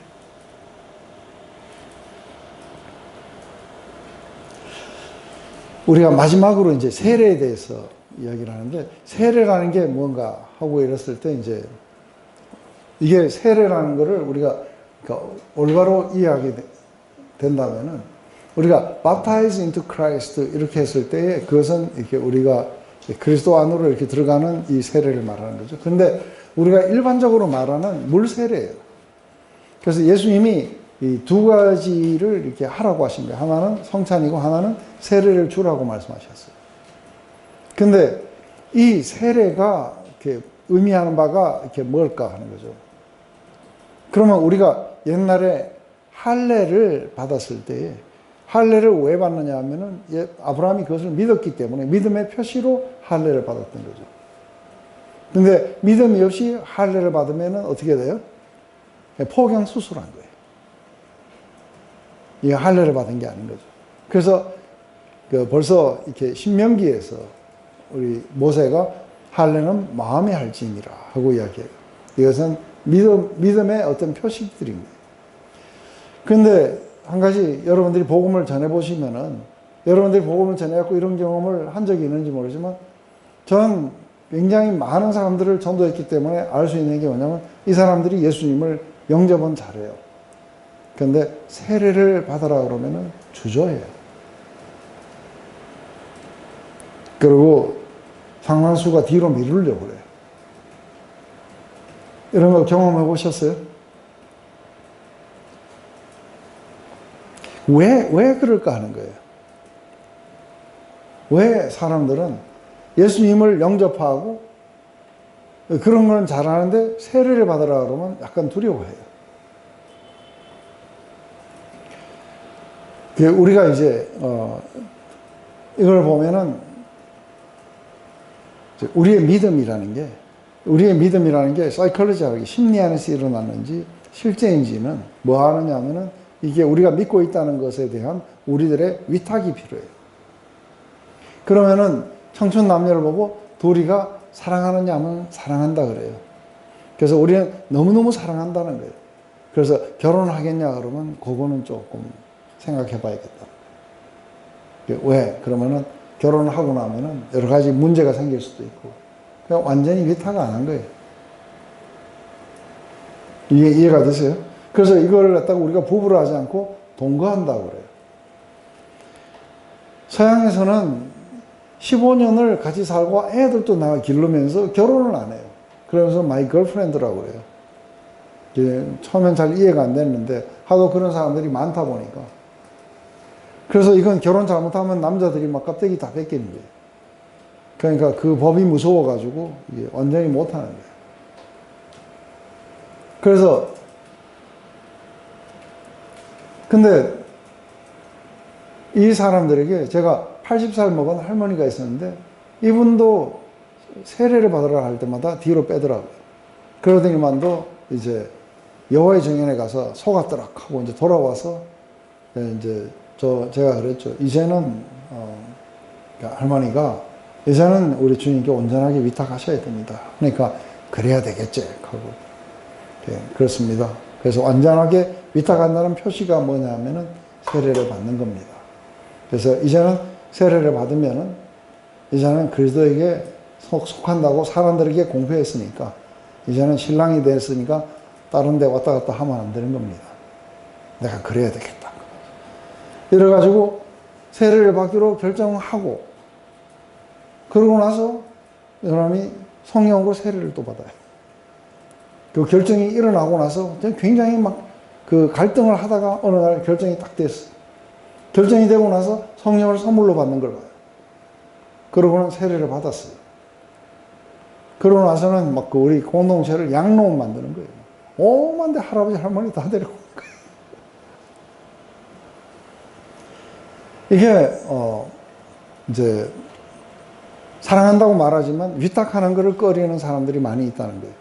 그래서 이게 온전하게 사랑하는 게 아니고 온전하게 신뢰하는 것도 아니에요. 그죠? 왜냐하면 위탁이 없기 때문에. 그래서 우리의 믿음은 바로 이 위탁을 통해 가지고 일어난다는 거예요. 그래서 내가 예수님을 나의 구주로 받아들였습니다 하고 이야기하고 서양에서는 I gave my life to him. 그래요. 내 삶을 그분에게 드렸습니다 하고 이 위탁을 이야기를 해요. 그 결과가 이들에게는 이제 그리스도에게 온전히 속했다는 그런 뜻으로 세례를 받고.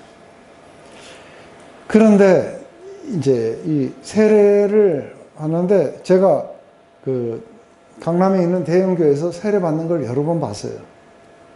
여러 번 제가 이렇게 보니까 간정을 잘못 썼는지 어땠는지 모르겠지만 그러니까 그 그리스도의 그런 어떤 그 죄 용서함을 실체를 경험하고 그리스도에게 완전히 자신을 갖다가 이렇게 맡겨드리는 그런 세례가 없는 거예요. 다 보니까 뭐 아이가 아팠는데 뭐 기도했는데 나와가지고 저 사람 예수 믿는 사람 맞는지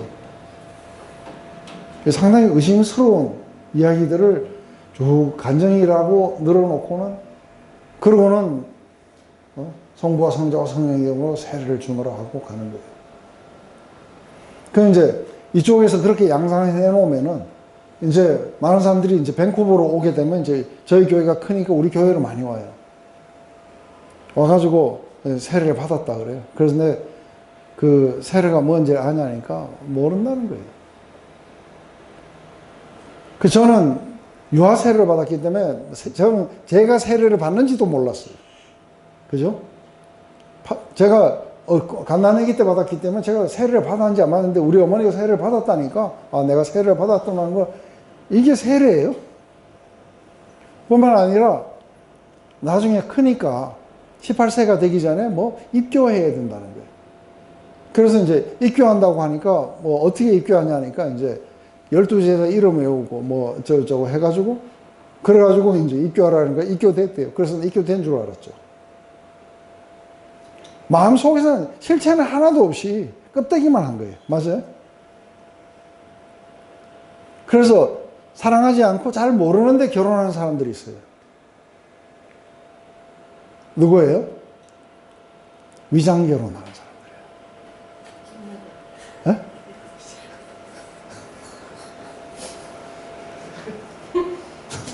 거기 이야기하면 뭐 이게 미국 영주권 달라고 결혼할 수 있어요. 사진도 찍어놓고 이렇게. 근데 그래서 이제 저도 하와이에 갔을 때 제일 먼저 제가 했는 거는 내가 이렇게 그리스도를 믿는 믿음 안에서 세례를 받지 않은 거예요. 그래서 저는 저 믿음의 실체를 이렇게 사람들에게 공표하고 싶었어요. 그래가지고 이제 집사람하고 합의 끝에 우리 받자 해갖고 풀장에서 받을 때 우리 애들은 뭔지도 모르고 받았어요. 어린데 우리가 들어가는 게 자기들도 가겠다 해갖고 받은 거예요. 그러다가 이 아이들은 나중에 커서 18세가 돼가지고 여기 이제 부모 품을 떠나기 전에 디스커버리 클래스를 하고 결혼을 해서 자기들의 삶에 예수님을 받아들이겠다고 해가지고 제가 세례를 줬어요. 근데 그때 자기는 세례를 받았다고 이렇게 지켜봤던 사람이 있어요. 지금 여기 그 테헤란로에 가면은 이렇게 치과의사하고 있는 이대경 선교사예요. 우리가 거기에서 같이 헤어지고 난 뒤에 중국에 가고 선교하고 그러고 있다가 나중에 이제 밴쿠버로 와갖고 제가 다녔던 신학교를 다니면서 여기 왔는 거예요. 오자마자 제일 먼저 하는 이야기가 뭐냐면 자기 세례부터 받아야 되겠다. 그러면서 이 세례에 대한 어떤 중요성이에요. 그죠? 그것은 우리가 많은 사람들 앞에서 우리가 나는 그리스도에게 속했다는 것을 이렇게 나타내는데 그게 우리의 믿음이었고 우리의 믿음이 겉으로 표현되어 나타난 거예요. 그래서 사실은 그 우리 한때에 어떤 게 있었냐면 1500년대, 600년대 일대에 제세례파가 있어요. 아나바프티스트라 그래요. 이 제세례파는 뭐냐면 유아세례를 인정 안 하는 거예요. 유아세례를 받은 사람은 다시 세례를 받아야 된다. 그래서 이제 침례교나 뭐 이런 사람들이 이제 전부 그러니까 빌리버스 바티즘, 자기가 믿고 세례를 받아야 된다.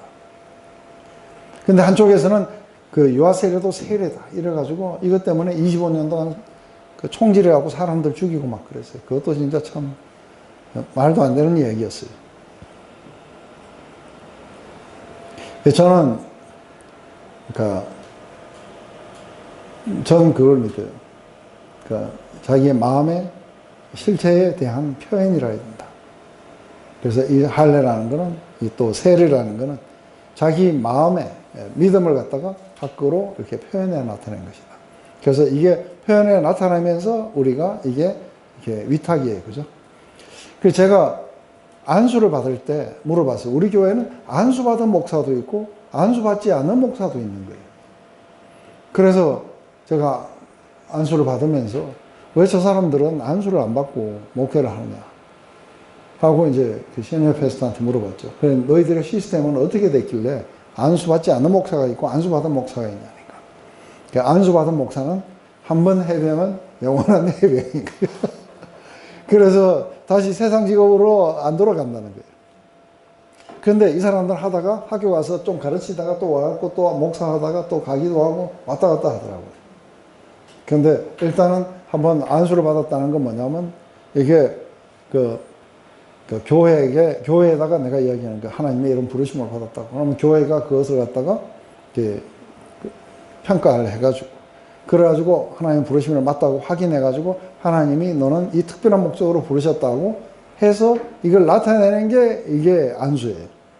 그래서 우리 교회는 안수 받을 때 저만 받는 게 아니고 우리 집사람도 같이 받았어요. 둘이가 그렇게 받은 거죠.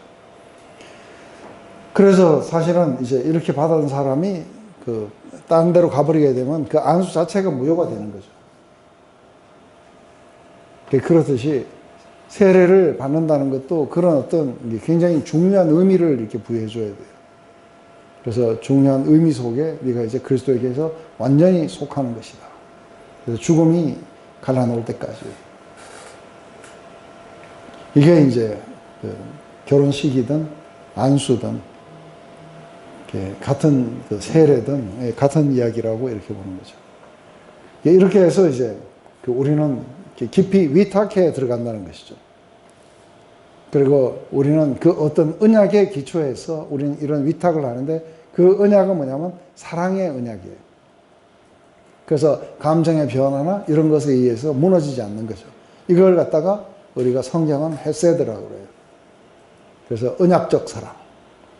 그것은 감정의 사랑이 아니라 언약적 사랑. 이게 굉장히 중요한 거라는 것이죠.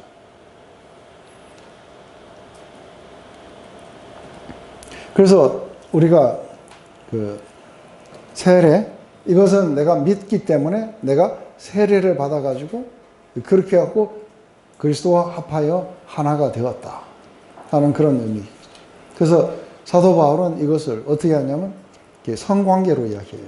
그래서 누구와 합하여 하나가 되든 그것과 하나가 되느라. 그래서 창녀와 합하여 하나가 되면 창녀와 하나가 될 것이다. 그래서 누구든지 이렇게 합하여 하나가 되는 사람과 하나가 될 거라고 이야기하는 거죠. 그래서 많은 사람들이 이제 일반적으로 보면은 뭣도 모르고 세례를 받았다가 나중에 이제 뭐 자기가 예수님을 그렇게 정말로 믿게 되고 이랬을 때에 세례들을 다시 받기를 원하고 그렇게 합디다.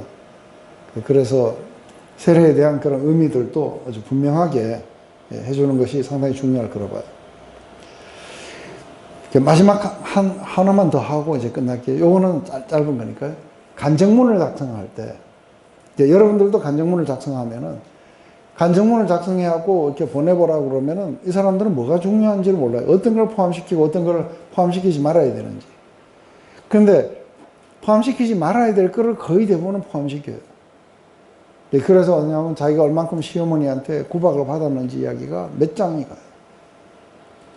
그리고 마지막에는 예수님이 거기에서 구하셨다. 아멘, 할렐루야 하고 끝나버리는 거예요. 이거는 간증이라는 건 테스트모니라는 것은 하나님이 나에게 무엇을 행하셨는가가 상당히 중요한데 그게 아니라 자기 서러움을 막 거기다가 표해 놓는 것을 간증문이라고 착각하는 거예요. 그래서 우리가 필히 포함을 시켜야 되는 건 내가 주님을 만나기 이전의 삶과 이후의 삶이에요. 그죠? 근데 이전의 삶은 아주 간략하게 써야 돼요. 한두 줄이면 충분해요. 거기에 한 가지 중요한 것은 자기 죄에 대한 깨달음, 그리고 그 믿음으로 말미암아 죄 사함의 은총을 입음, 그리고 예수님을 나의 구주뿐만 아니라 나의 왕으로도 영접했다는 것. 그리고 이제 이후의 삶은 내가 주님께 온전히 내 삶을 위탁해 드리겠다. 이러한 것들이 그 안에 안 들어가게 되면은 사실은 간증문들이 되게 사람들이 지루해하고 힘들어해요. 그래서 특별히 이제 우리 교회는 이렇게 녹화를 해가지고 여기다 이렇게 제가 탕 속에 이렇게 있으면 이제 그 사람이 들어와요. 그러면 자기가 간증했는 게 이렇게 녹화로 했고 영상으로 떠요. 자기 간증을 이렇게 듣는 거죠. 근데 그게 1분 안에 끝나야 되니까. 1분 안에 끝나야 되니까 상당히 짧아요. 1분 안에 이렇게 할 수 있는 게. 그러니까 사람들은 처음에 이제 이게 어떻게 뭐를 써야 되는지를 잘 모르는 거예요. 그래서 이제 할 수 없이 어떻게 하냐면 그 간증문을 막 하는 대로 보내라 그래요. 보내면은 이제 어쩌고저쩌고 했던 이야기는 전부 다 줄여갖고 한두 줄로 이렇게 맞추고. 그러고 나서 이제 하나님이 자기에게 어떻게 하나님을 만났는지, 어떻게 죄사함을 느꼈는지, 이런 어떤 그 부분들을 이렇게 집어넣고, 그러고 나서 이렇게 간략하게 줄여주면은 나중에 보면은 자기의 스토리도 아주 짧게 들어갔는 데다가 아주 간략하게 해서 1분 안에 이게 맞아지는데 이게 이제 잘 써놓으면은 여기서부터 점점 이렇게 파생되어 나가요. 그래서 긴 이야기로 나갈 수 있어요. 제 은혜 강의도 그렇게 시작해가지고 나와요. 그래서 처음에 간증문 써라 했을 때 제가 이렇게 간증을 썼던 거는 지금 읽어보면은 그냥 돌아온 탕자처럼 그냥 그런 이야기예요. 어릴 때부터 교회 다니지만 멀리 떠났다가 돌아왔을 때 예수님으로 말미암아 나를 받아주셨다. 이런 이야기 정도예요. 근데 이 이야기가 이제 긴 이야기예요. 그죠? 긴 이야기. 상세하게 무슨 일이 일어났는지 이런 이야기들을 이렇게 쓰는 것이라고 봐요. 이렇게 해서 이제 간증문까지를 이렇게 맞춰주는 거죠. 오늘은 우리가 서렌더에 대한 보충적인 이해와 함께, 그 다음에 이제 부활의 삶에 대한 강조점, 그 다음에 이제 세례와 그리고 마지막 간증문 작성까지 이렇게 해갖고 디스커버리 클래스가 이렇게 끝이 나게 돼요. 자, 기도 마칠게요. 하나님 아버지, 오늘 이렇게 마지막 시간을 이렇게 함께 하지 않았습니다. 하나님, 결국은 우리들의 문제는 하나님께 온전히 위탁하고 그리고 하나님께 온전히 우리가 서렌더를 하지 않았던 것이 우리 안에 여전히 남아있는 것을 봅니다. 하지만 우리가 성령의 능력 안에서 우리가 온전하게 서렌더 하기를 원하며 또 이것이 우리의 결심과 결정이 되기를 원합니다. 그러면서도 여전히 우리의 결심과 결정만으로는 이게 부족하다는 걸 알기에 하나님의 그 성령의 그런 능력을 구합니다. 날마다 우리 주님과 사귀어 살면서 새 생명이 넘쳐질 수 있도록 주님 앞에 그 사랑으로 말미암아 온전히 스윗하게 서렌더해 나가게 되기를 원합니다. 바로 그때에 우리 안에 부활의 그 능력들이 나타나고 그것이 바로 하나님이 우리를 부르신 삶이라는 것. 바로 그것의 결정체가 우리의 삶의 목적이라는 것을 깊이 인식하며 이제 그리로 달려갈 수 있도록, 그러면서도 여전히 많은 사람들 앞에서 우리의 테스티모니와 그리고 이 복음의 말씀을 함께 같이 전하면서 더욱더 효과적으로 전도가 일어날 수 있도록 하나님 우리에게 명확한 이해를 허락하시옵소서. 이제 우리가 배운 것에 그치지 아니하고 하나님 많은 사람들에게 배운 이 복음을 우리가 전할 수 있도록 하나님 기회를 허락해 주시옵고 또 지혜를 주시고 능력을 허락하시옵소서. 그리고 많은 열매를 거두시옵소서. 예수님의 이름으로 기도드렸습니다.